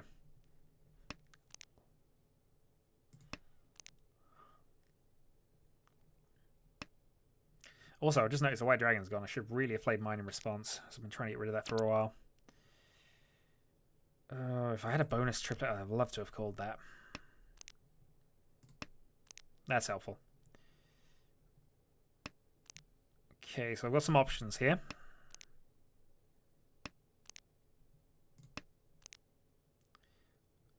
Draw 7, being Tenpai Ipeko. Dora. Riichi. See you for safe tile. Chi. I do have 2 other safe... Actually, no, the north is not guaranteed. North is live. South is fine.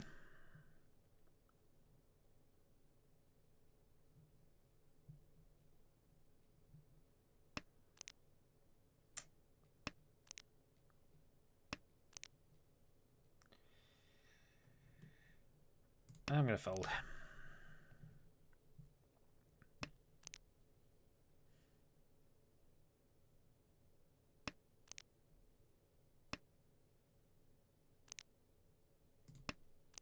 Now into another Repeko. Fortunately, I'm not convinced the 6 so is going to pass. The 8 dot will, so that's what I'm going to play next. I'm actually hit Tempai, annoyingly, with this last draw. Come on, somebody plays 6, just to help me out a bit. 1, 2...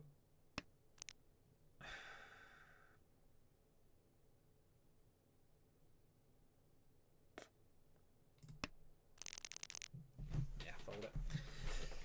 I mean, to be fair, I didn't have any more draws left, so I don't know what I was thinking about with that.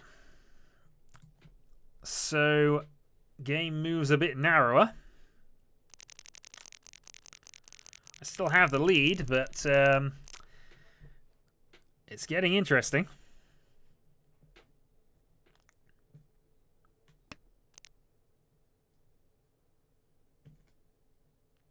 Yeah, I was eating.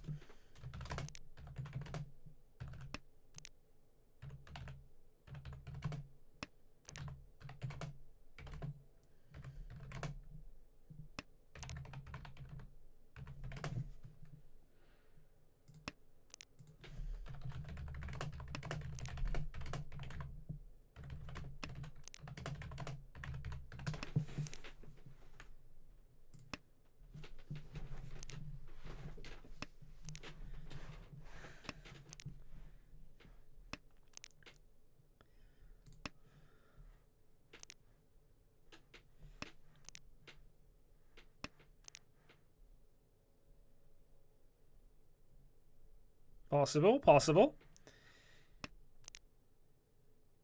That being said, this is starting to develop nicely for me in a lot of ways. The 4's a dodgy discard here. B, because it's close to Fedora. B, because it's a middle tile and can backfire on me. But I feel this is a hand worthy enough to do it, because this gives me a few options here. I could even go Toito with this, depending, and that's exactly why it was a bad decision. So I've given up a Dora close weight. It's fine. It's fine. Also discarded a pair of 1s. Red Dragon. Yeah, one's been played.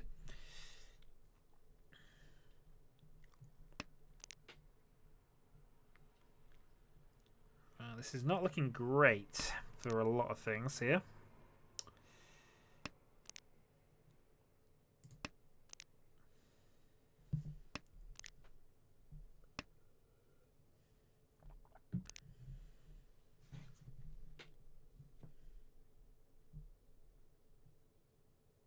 Riichi.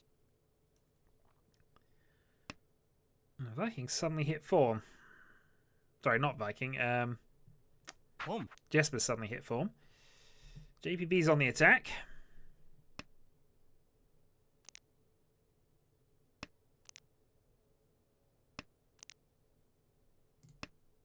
Get a red dragon again.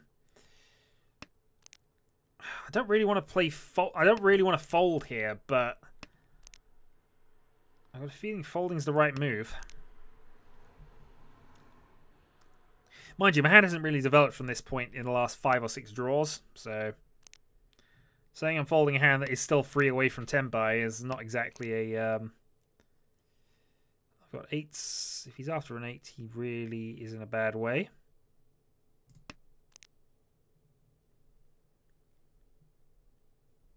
So I've got to be slightly aware of JPB here, who obviously has something. Wrong. What he has is the dealer giving the dealer another... Yeah, okay, that puts the dealer into the lead. I'm still second, so I'd actually be okay with the situation, kind of. But I've also got the last dealer turn, which always is a nice place to have. Last dealer means I can try stuff. I also have double Dora. So Hatsu double Dora.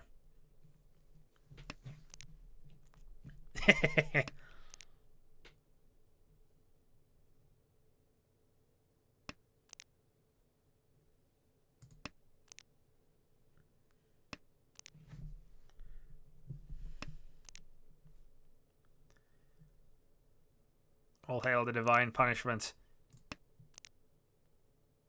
Okay. So a few ways this can go. Probably getting rid of a 9-7 here if it comes to any kind of closed weight shenanigans. White dragon into white dragon.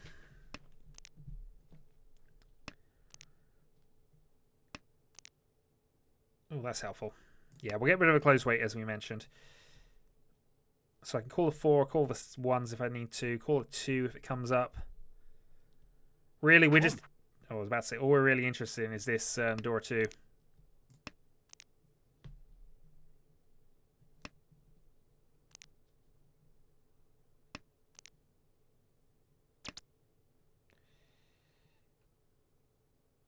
And that's arguably better. Chi.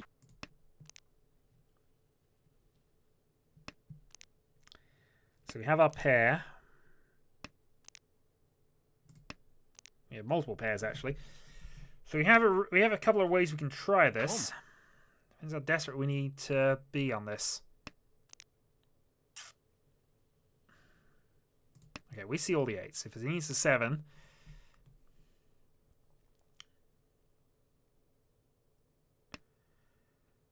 Home. Well, now I could be waiting on anything. So, Toy Toy. That probably means our 7's safer here.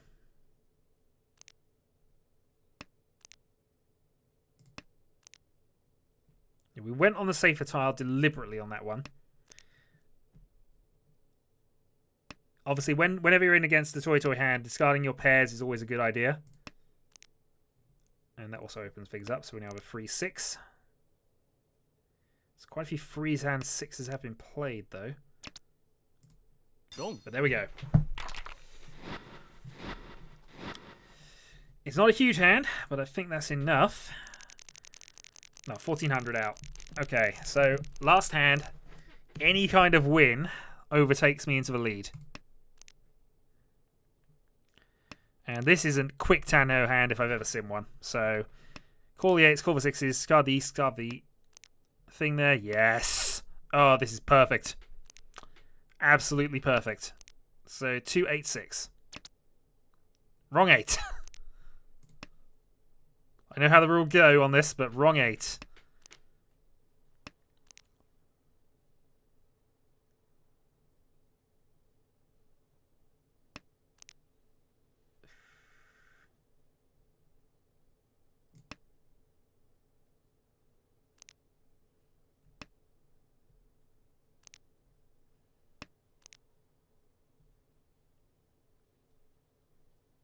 There's if.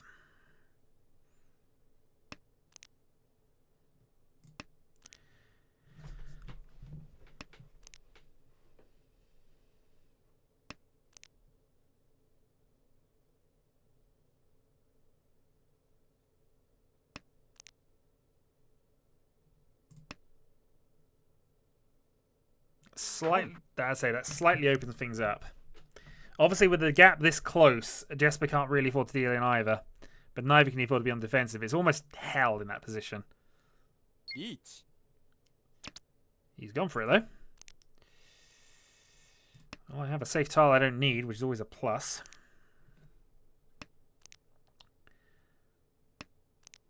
Problem is, I've got to discard the 3 to get around this one. Or the 2 if I were to draw the 4, I guess.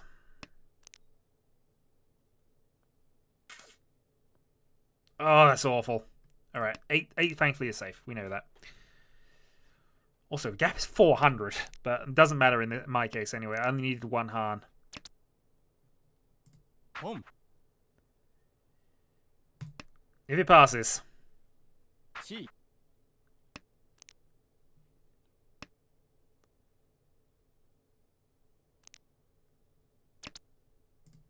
Dong. Unlucky, sir.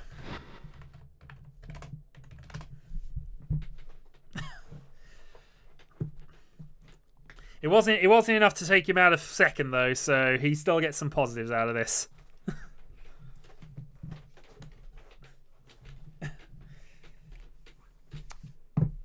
I only needed the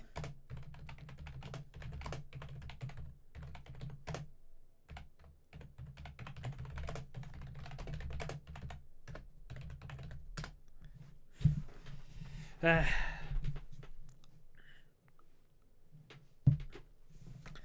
yeah, that was me just targeting that. Before that, I had to have something else. I would have needed to either reach or grab a sumo, but but well played anyway. So I'm not going to quite join into the next one yet, but let's at least see how the other game ended, just so it's on my records.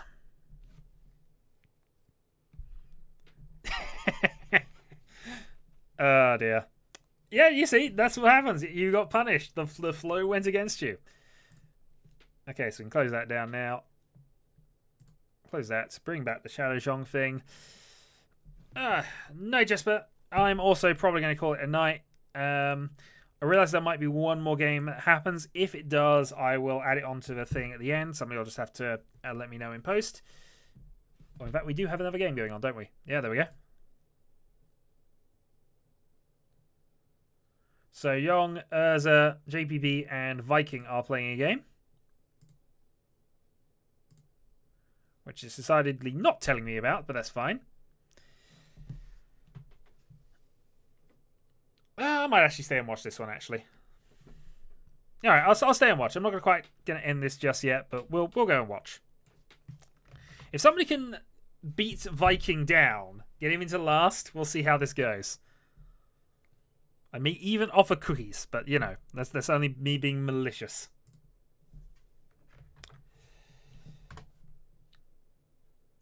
You are, and unfortunately, I'm about to end the stream, but this is literally just going to be an observation and tactics watching. So, there you go.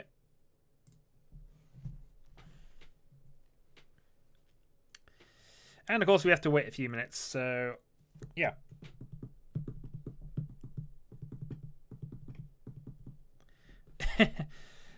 You from Australia then, or New Zealand? I'm trying to think where 9 hours is. Might be California, Hawaii, perhaps. Or are you even 9 hours the other way? Well, JPB on his day can beat anybody, and JPB has had California. That's the one. My brother's actually out there at the moment. Now, JPB on his day can beat absolutely anyone. Urza is a solid player. Yong is Yong. So there's going to be lots of reaching and lots of silly things. Well, indeed. This is entirely true, entirely the case, and entirely why we put up with him. And then we have Viking.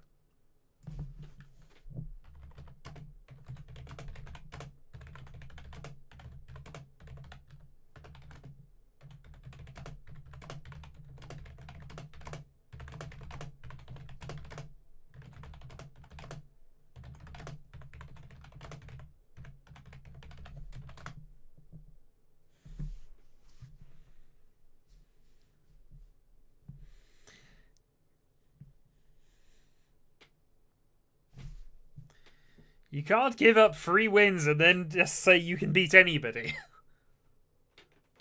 I mean, blind luck, yes, anybody can beat anybody in Mahjong, but skillful playing? Yeah. This is what I mean. Definitely Urza and JPB can beat anybody on their day by playing skillfully. Viking is obviously the best player on this group in my thing, so, you know. Of course you do. And I will commentate on all the ways it is wrong until he learns. And if he never learns, well, this is going to be a long end of season. Oh dear. I don't know if I have the abortive 4 reach draw on. I probably don't. But it looks like there's going to be some exciting things happening in about 5 minutes.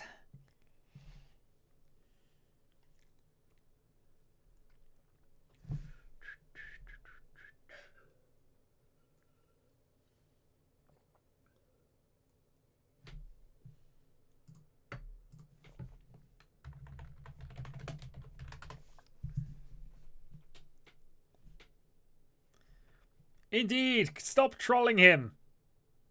What do we need to do it harder? Come on, you can do this. Has he just drawn 4 in a row or something like that? 3 in a row, 1 away from his winner? Well, as I say, we will see in about 5 minutes. Hopefully the game will start. Come on, give me a start. Give me the bell. Give me the bell. Give me the bell. We shall, of course, sit behind Viking in the hopes that it will somehow put him off 5 minutes in the future.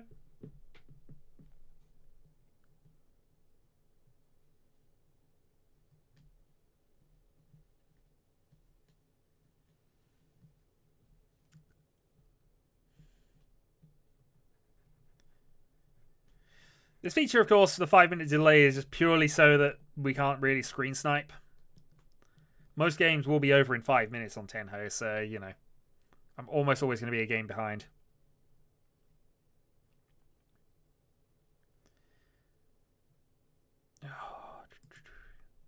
Come on, my time says it's 11:43. Come on.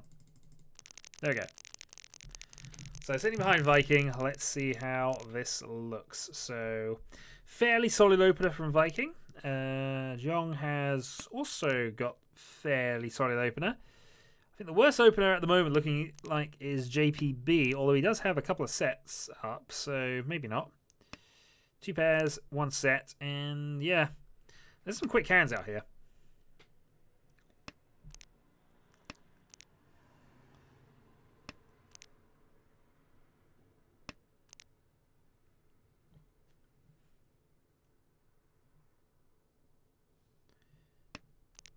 Okay, gets rid of the red.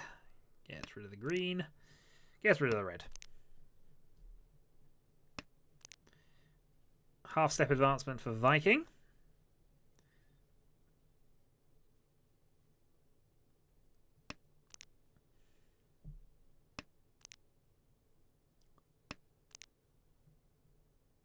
Oh yeah, Viking's hands coming on in absolute spades. I might have been inclined to get rid of the 1 there just because I'd be looking at the Tanyo.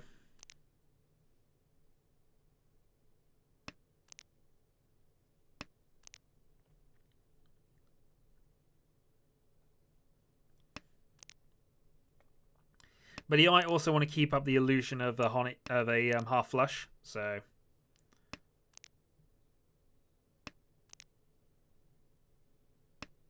okay, another useful draw there.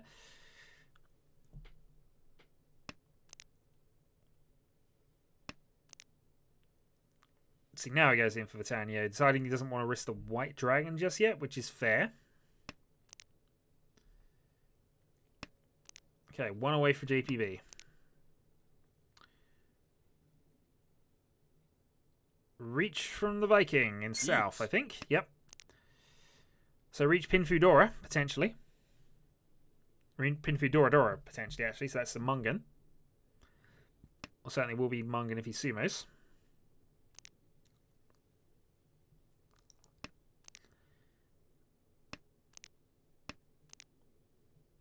Yep, White Dragon's no help. 6 is a Suji, technically speaking, so that passes. And so there's a 2 dots. And is that Pursuit Reach territory? That is Pursuit Reach territory. Followed by potentially... it looks reasonably safe on this end, in all fairness, that 1. But there we go. There is Reach number 3. And Viking deals in. So Yong gives up 1,000 points for no real benefit, and Urza picks up a good win. Which is possibly why Tenho was apparently trolling him. And that is, if anything, a possible contender for a Koshi Maso.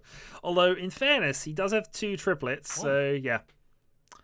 This could easily be a Honitsu hand, and I think that's where he's leaning with it.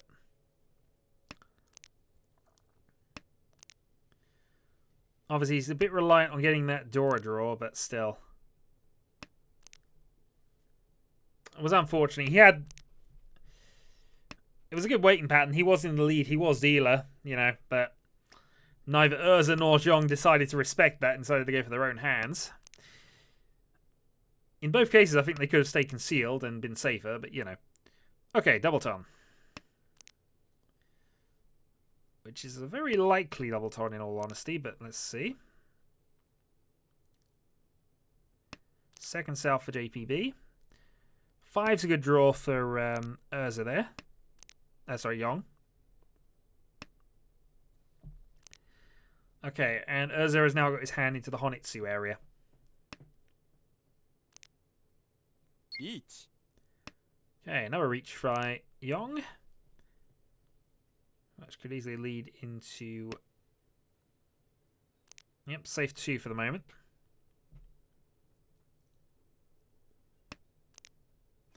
And that is Urza folding.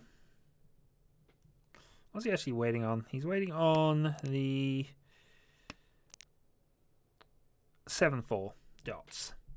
So that's a really good draw, but the 3 is an extremely risky tile for Viking to be throwing there. As mentioned, experienced players try to avoid discarding the 3s and 7s. As it happens, Viking's hand's developing even in spite of getting rid of 2 easts, which is always nice when that happens.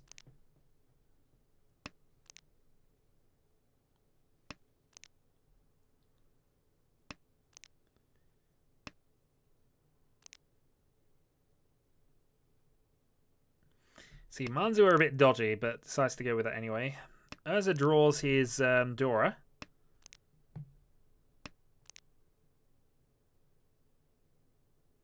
One out on the Green Dragon side. Plays it anyway. And yeah, JPB's looking close.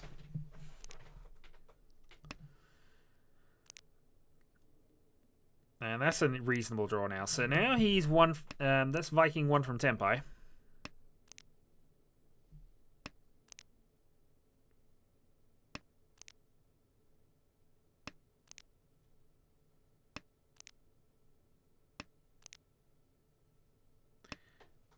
Plays the 4.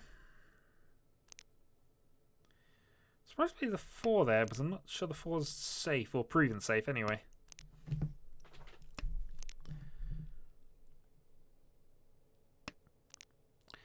So that's Viking back in Tenpai on the 5-8. Is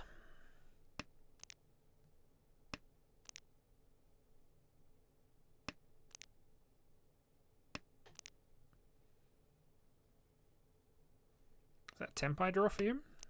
No, I don't think it was. Technically 1 away from 7 pairs.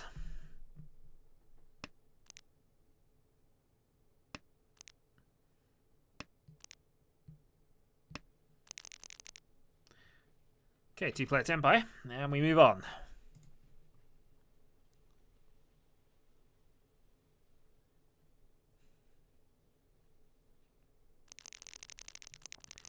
So Urza still leads, followed by Yong, JPB, and Viking.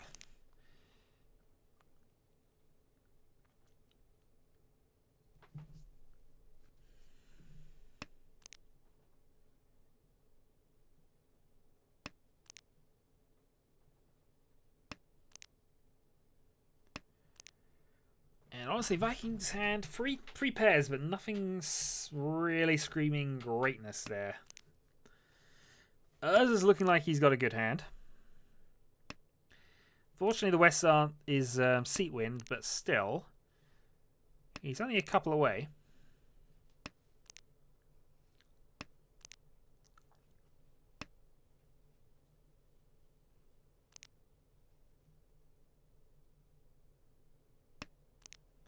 Have you played a game of Mahjong, though? And is that even the point? No, this is fair. I mean, Cairo played 1 game and then suddenly was undefeated for a very, very long time. He was the he was the holder of the 100% record for so long, and then he caved, played another, and suddenly it was 50% and nowhere near as impressive. A lesson to be told: play 1 game, win, and never come back.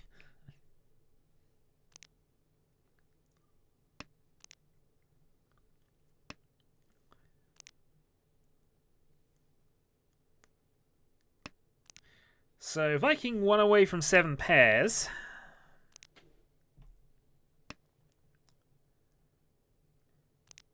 Similar position for GPB up top, actually. This is becoming a bit of a 7 pairs game, looking at this.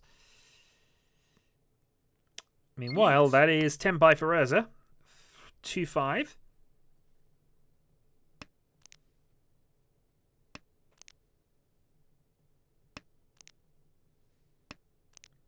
Why are you showing for that one? That's 2-5 and also Red Dora. Reach pin through red. It's free Han. You're in the lead. I mean, in the lead means you don't necessarily need to reach, but it's still free Han, so I'd consider it reasonable. It's still early days. Riichi. Pursuit reach then, waiting on the 1 so, which is a little dodgy. Are you through 10? Is that why you're... Sorry, you're not through 10. Okay.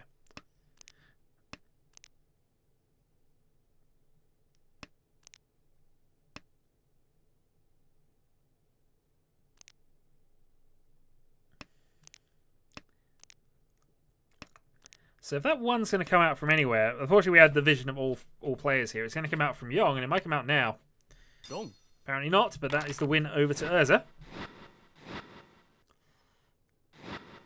So 77, Urza solidifies his lead and becomes dealer as we move into East 3.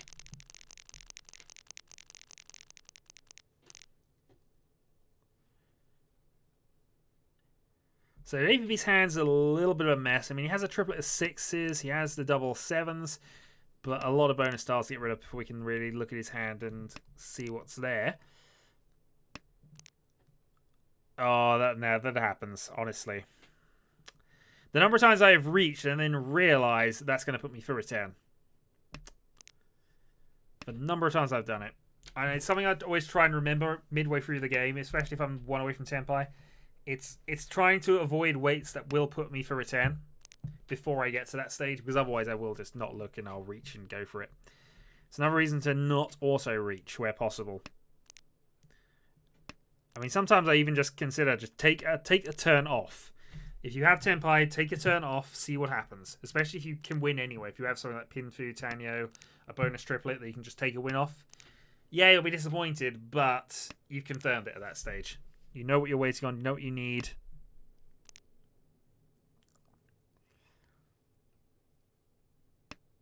So let's see. Oh, that's looking extremely good for Viking at that point.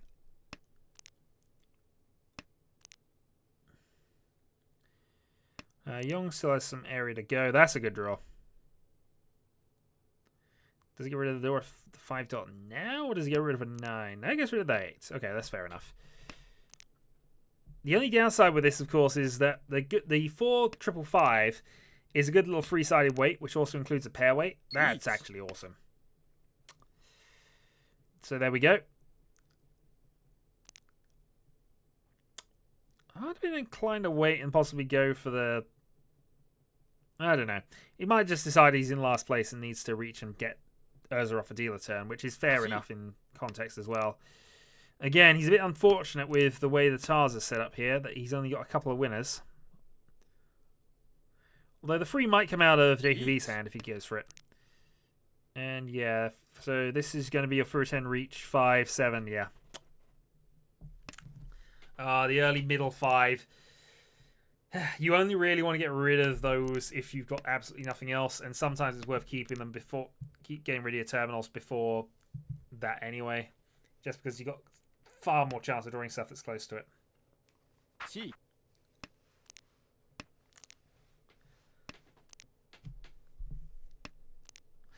So yeah, I mean, especially now with that 4, so Viking is effectively in a hell weight from here. With all the 6s tied up, most of the 3s tied up, there's only 1 left.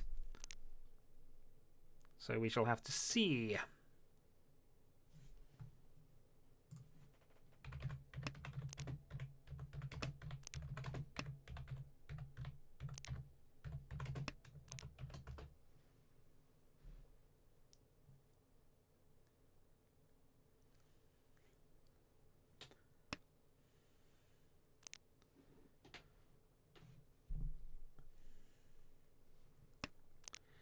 One question is, how many of your winners have passed at this point? None of your winners have passed, so I don't suppose it mattered in that context.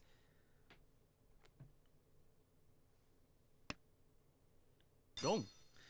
Oh, and there goes the free, and that was a bit of a punt, really, because that free was still useful for his hand. So Viking pulls off a few extra points there, brings himself a bit closer to second.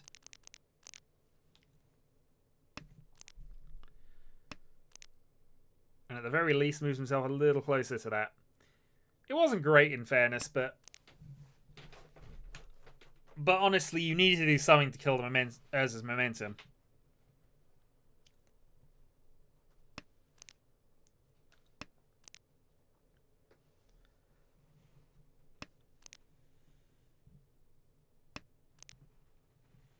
Possible Itsu, indeed. It is a possible Itsu. I can't deny at this stage. It does look like a possible Itsu.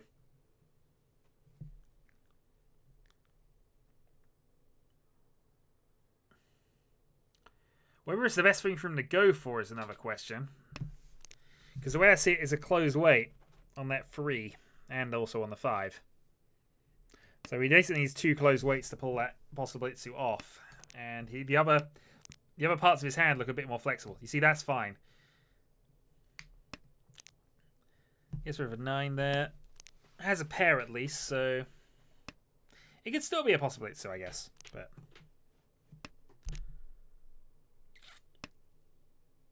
he's still going for the possible Itsu as it happens.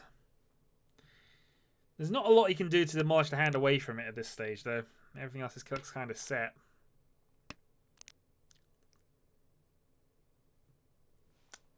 Get rid of a 2 maybe at this point.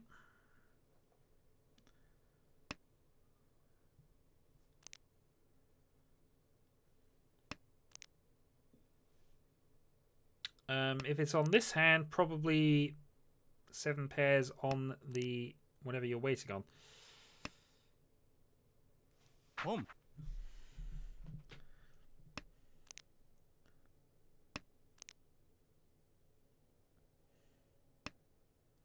Home.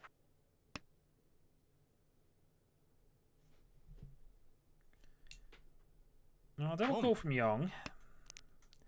That goes up top.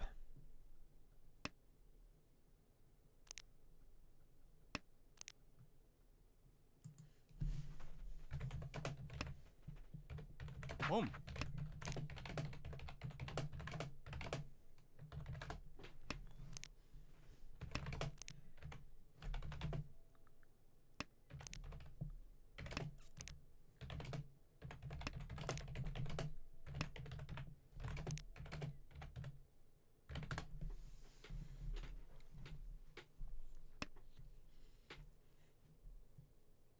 Chi. There's some aggressive stuff going on here.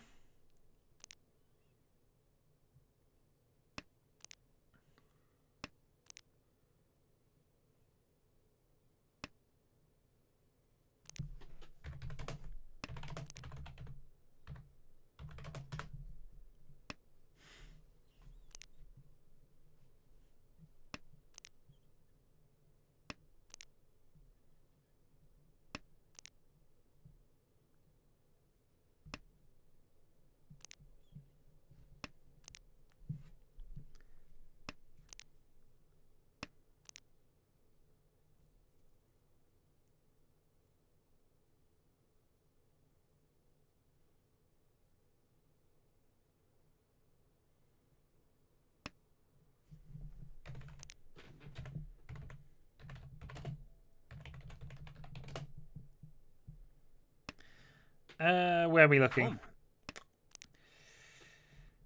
He wouldn't have been for a 10. He might have not. He might have considered the 4 wasn't safe.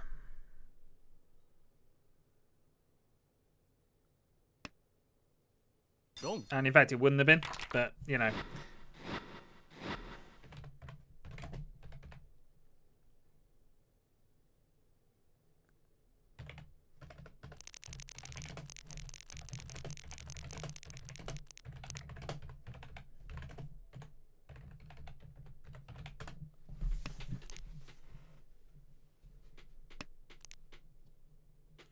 Well, definitely wasn't safe then.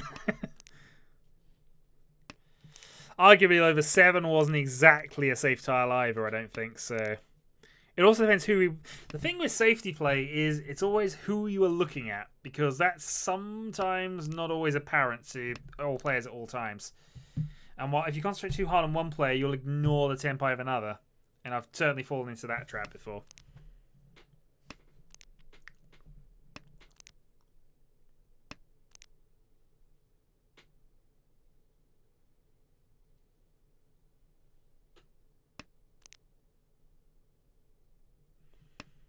It's certainly an interesting one. I'm kind of interested to see what happens from here. Okay, Toito Honitsu Dragon, so I can't argue with this line, really. I mean, obviously, it's going to be disappointing he doesn't pull off the Shosang and Sai Sangan, but, you know. No, definitely. Ultimately, Mahjong is very situational. There's times to be aggressive, certainly. There are definitely times there. Nah, whatever. When you've thrown away the lead, we'll know.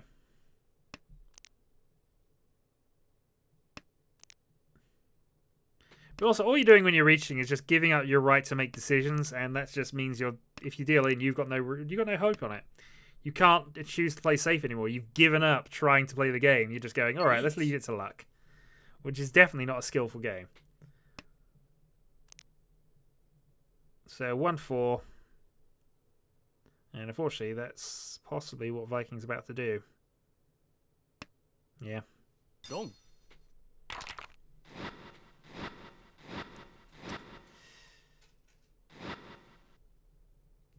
He could have played safe on the 9, I guess. It would have been closed weight on closed weight, but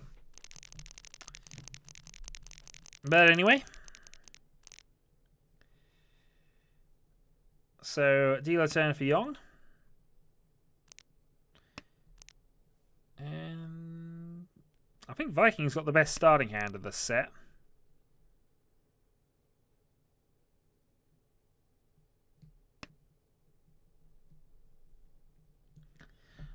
I mean, he did have some safe tiles, and I think the 9-7 had about the same number of outs as the 1-3 he was getting rid of. But, again, that sort of thing can happen. He obviously was still thinking attack rather than defense, which isn't like him in all honesty, but unless there was something else he was avoiding that I missed.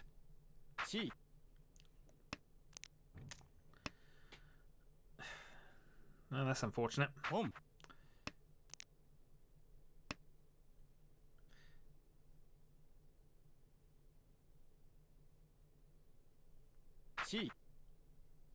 So everybody's kind of gone hardline on this, which, you know, does happen. Right, wrong. JPB's, Young's decided to be ultra aggressive.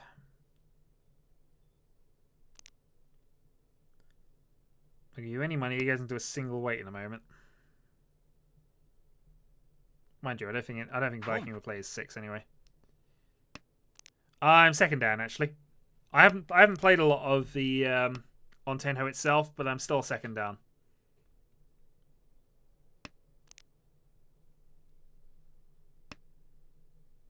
Dong. Another 29 off a dealer. That I think moves him into the lead. So now we'll see how Yong can fluff it now.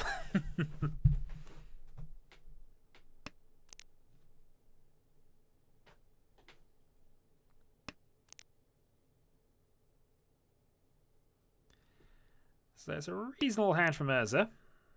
Obviously the red 5's a bit isolated in his hand, but still it's not a bad thing to be going on. I should, but I kind of like playing these, you know. I like playing and interacting with you. That's the thing. Especially since I've started actually doing leagues on it, and, you know, until I'm in the lead, I don't have a real desire to stop playing on them. Okay, Vikings got interesting stuff.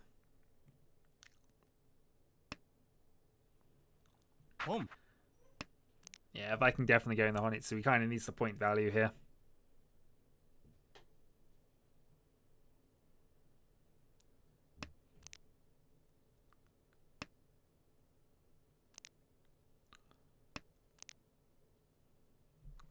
Well, I might consider it. I mean, obviously, I've got my Saturday stream, which I'm still undecided on. It might not actually happen this weekend because I'm busy with other things. But I might do some ranked matches on Saturdays. You just want to see me fall from second downship, don't you? Admit it. That's what you want.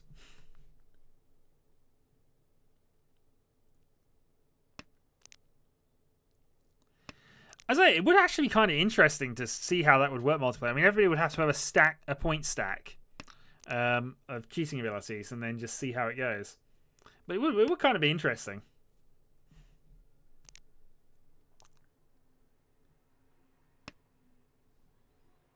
Nah, if I lose the second downship, I just go down to 1 and I build it back up again.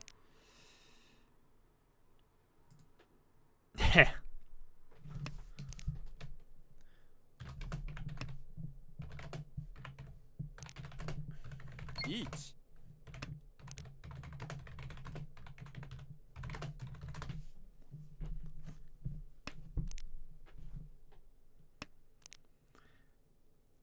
So reach from lead. That's a dodgy discard, but it has given.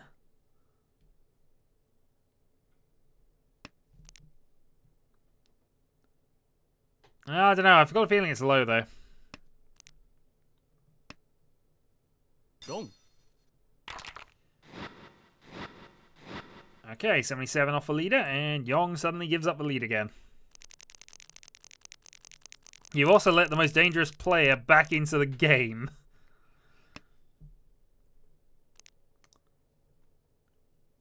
And the Mahjong gods tend to punish you for that.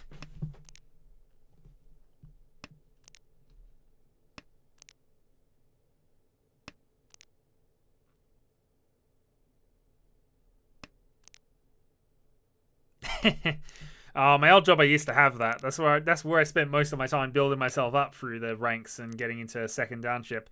My new job, though, I'm actually busy quite a lot, and I don't think they would appreciate me, you know, playing Mahjong online in my spare time, which I don't have a lot of, in fairness.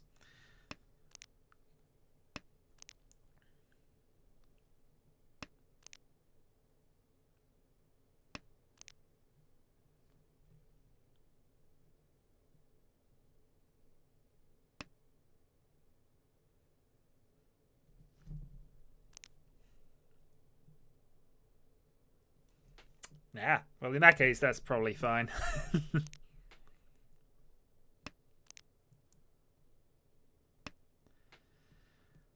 So, Urza's hand's looking quite good, actually. He's not too far from Tenpai. But, of course, I'm just keeping a close eye on watching Viking's recovery draw here.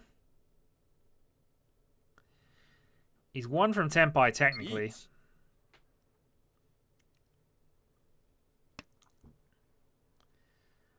So 9-6 weight for you.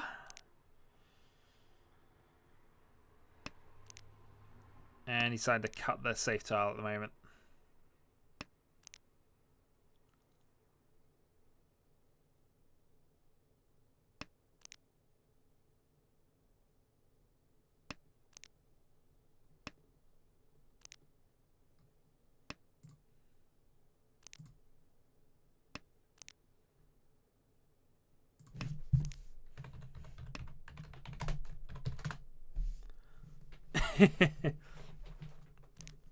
Mahjong Time is certainly easier when learning the game, and it's certainly where I started playing online.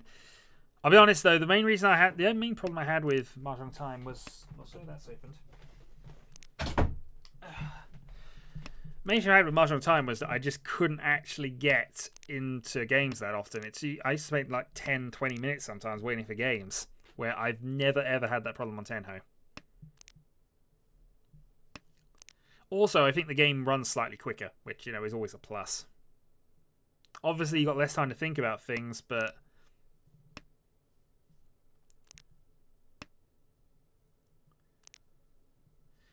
But once you get used to it, it does work.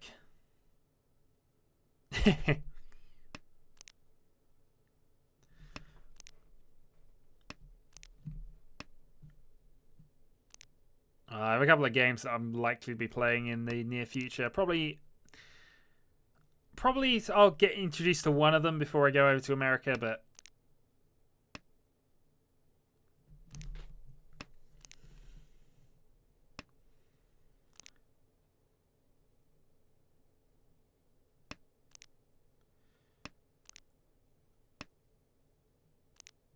Okay, so still playing around the reach here.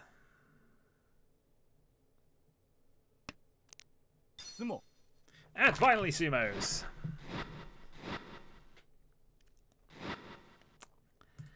So Urza picks up a reasonable hand, moves himself into the 40,000 range.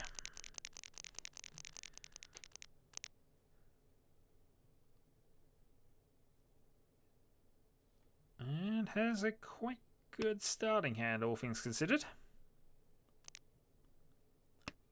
Good draw from JPB, and not a bad starting hand from Young either, actually. Okay, so this could be a few interesting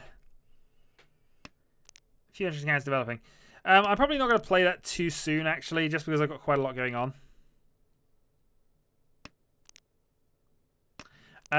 Sonic Crazy.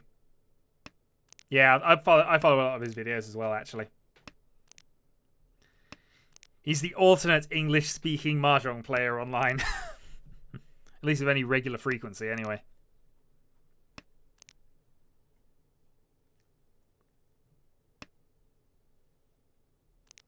And yeah, Kagi's only about nine chapters to go.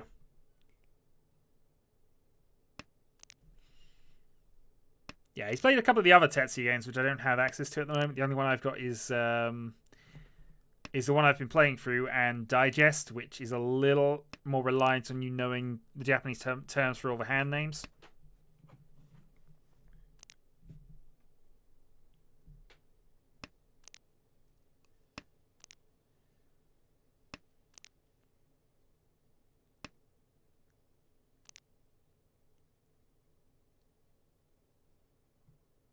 Where's my one pin? Look, the one pin is still there. Everybody gets a one pin. It's not yours, sir. It'll never be yours. Okay, so that discard opens up his Sanchikyu and also Tanyo. So it's a worthwhile increase in hand value and still the same tile he's waiting on effectively here. And he draws for 9 anyway.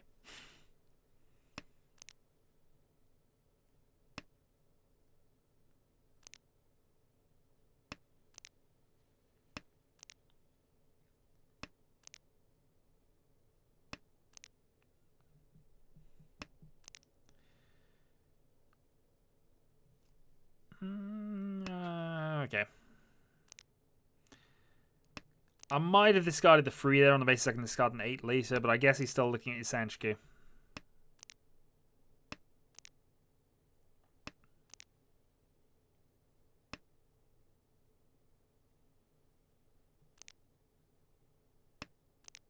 Oh, and he's drawn it. Each. So let's go reach on the Suji trap.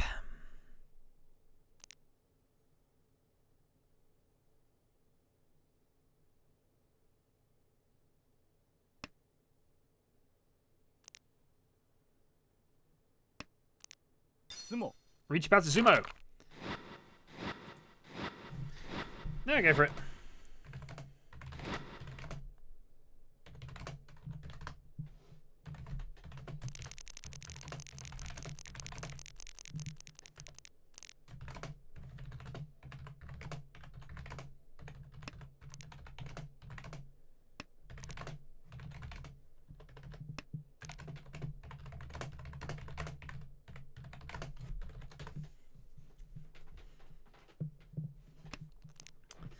It's almost like he's playing Tetsuya and has ridiculous amounts of luck.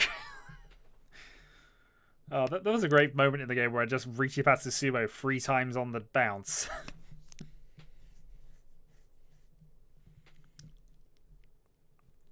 Okay, so South 4. Urza leads. Viking is up second.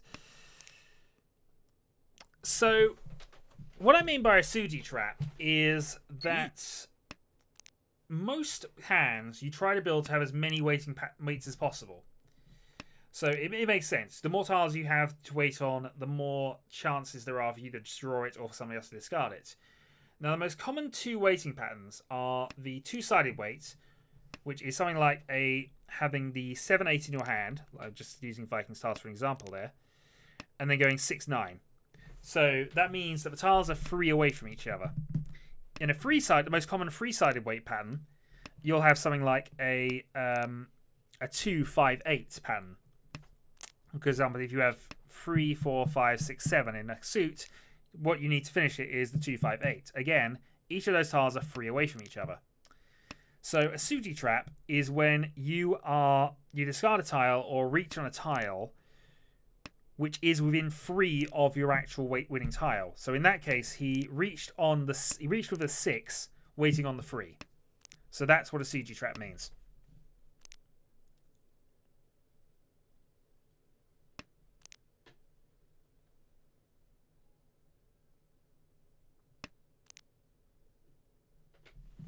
Well, that's what I mean when I refer to a Suji trap. Riichi.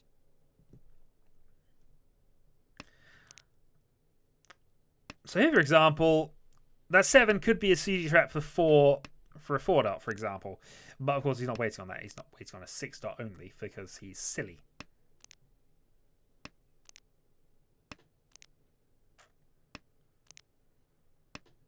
I mean, South 4, reaching and going on anything is for a win is fine, but... Long.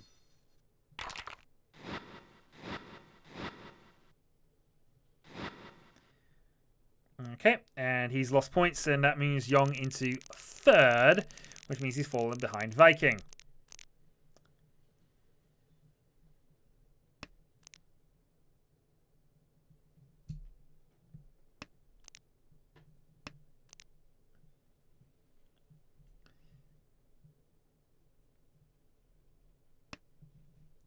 This is true as well.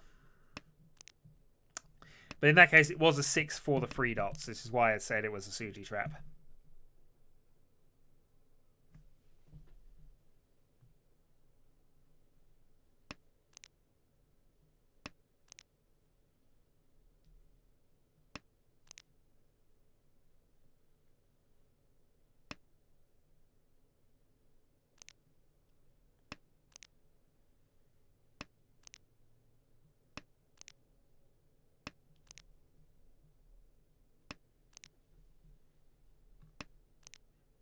The other side of Suji trap thinking, and the reason why it is a relevant thing, is because of the 3-10 rule. You're not allowed to win. You're not allowed to win off another player's discard if you have discarded one of your winning tiles. And because, as I've said, most weight tiles are 3 away from each other, anything that a person has discarded, you can consider 3 tiles away to be safe sometimes, or at least safer than other tiles, perhaps.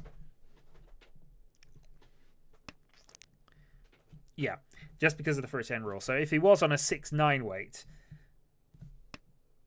you know, if he then discards a 6, he can't be winning on that weight anyway. So therefore, the 9 could be safe. That's kind of where the terminology of this comes through. It could also be, yeah, that exactly.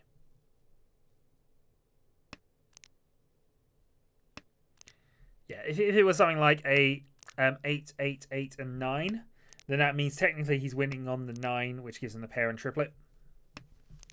So, and it has nothing to do with discarding the 6. I'll be honest, Fury 10 is not especially, but fair.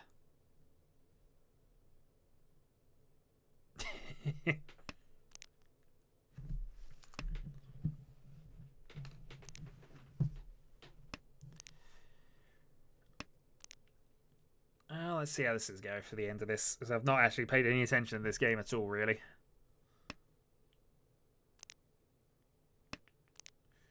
So, possible Sanchiku from Viking. Possible Itsu from Urza. Riichi. So has to go against it. And is now on an Ipeiko close weight.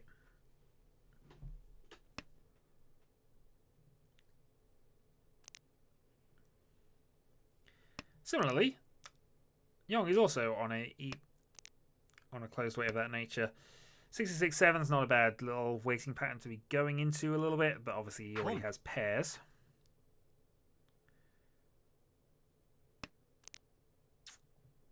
Okay. I'm a little confused by the 1-1, but I guess he's just playing safe against that at the moment. Doesn't want to lose second place if he can avoid it, and obviously Yong is more likely to deal in than he is.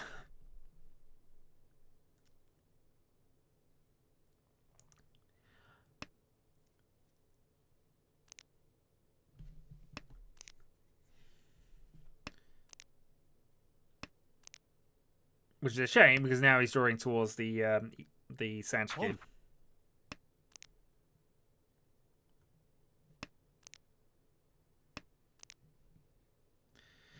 Nothing too much. We're just coming to the end of the stream, though, unfortunately.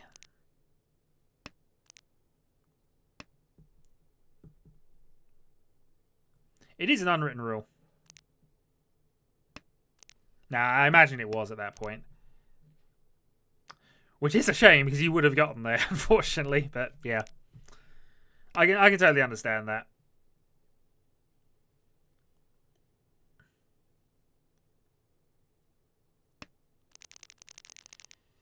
Okay, dealer is not in tempo at the end, so Urza picks up points. Viking gets a single solitary point towards the league table, so, you know, so much for preventing him from gaining some traction against me, but I think I had a good day against him, in all honesty. Yep, close that down, thank you. And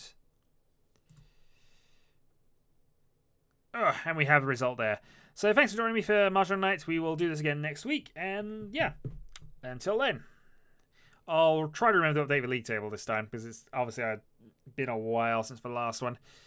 But obviously I have a vested interest now that I've closed a little bit of a gap towards Viking for that trophy. But yeah, still a long way to go. As a season end is likely to be September 7th. September 7th?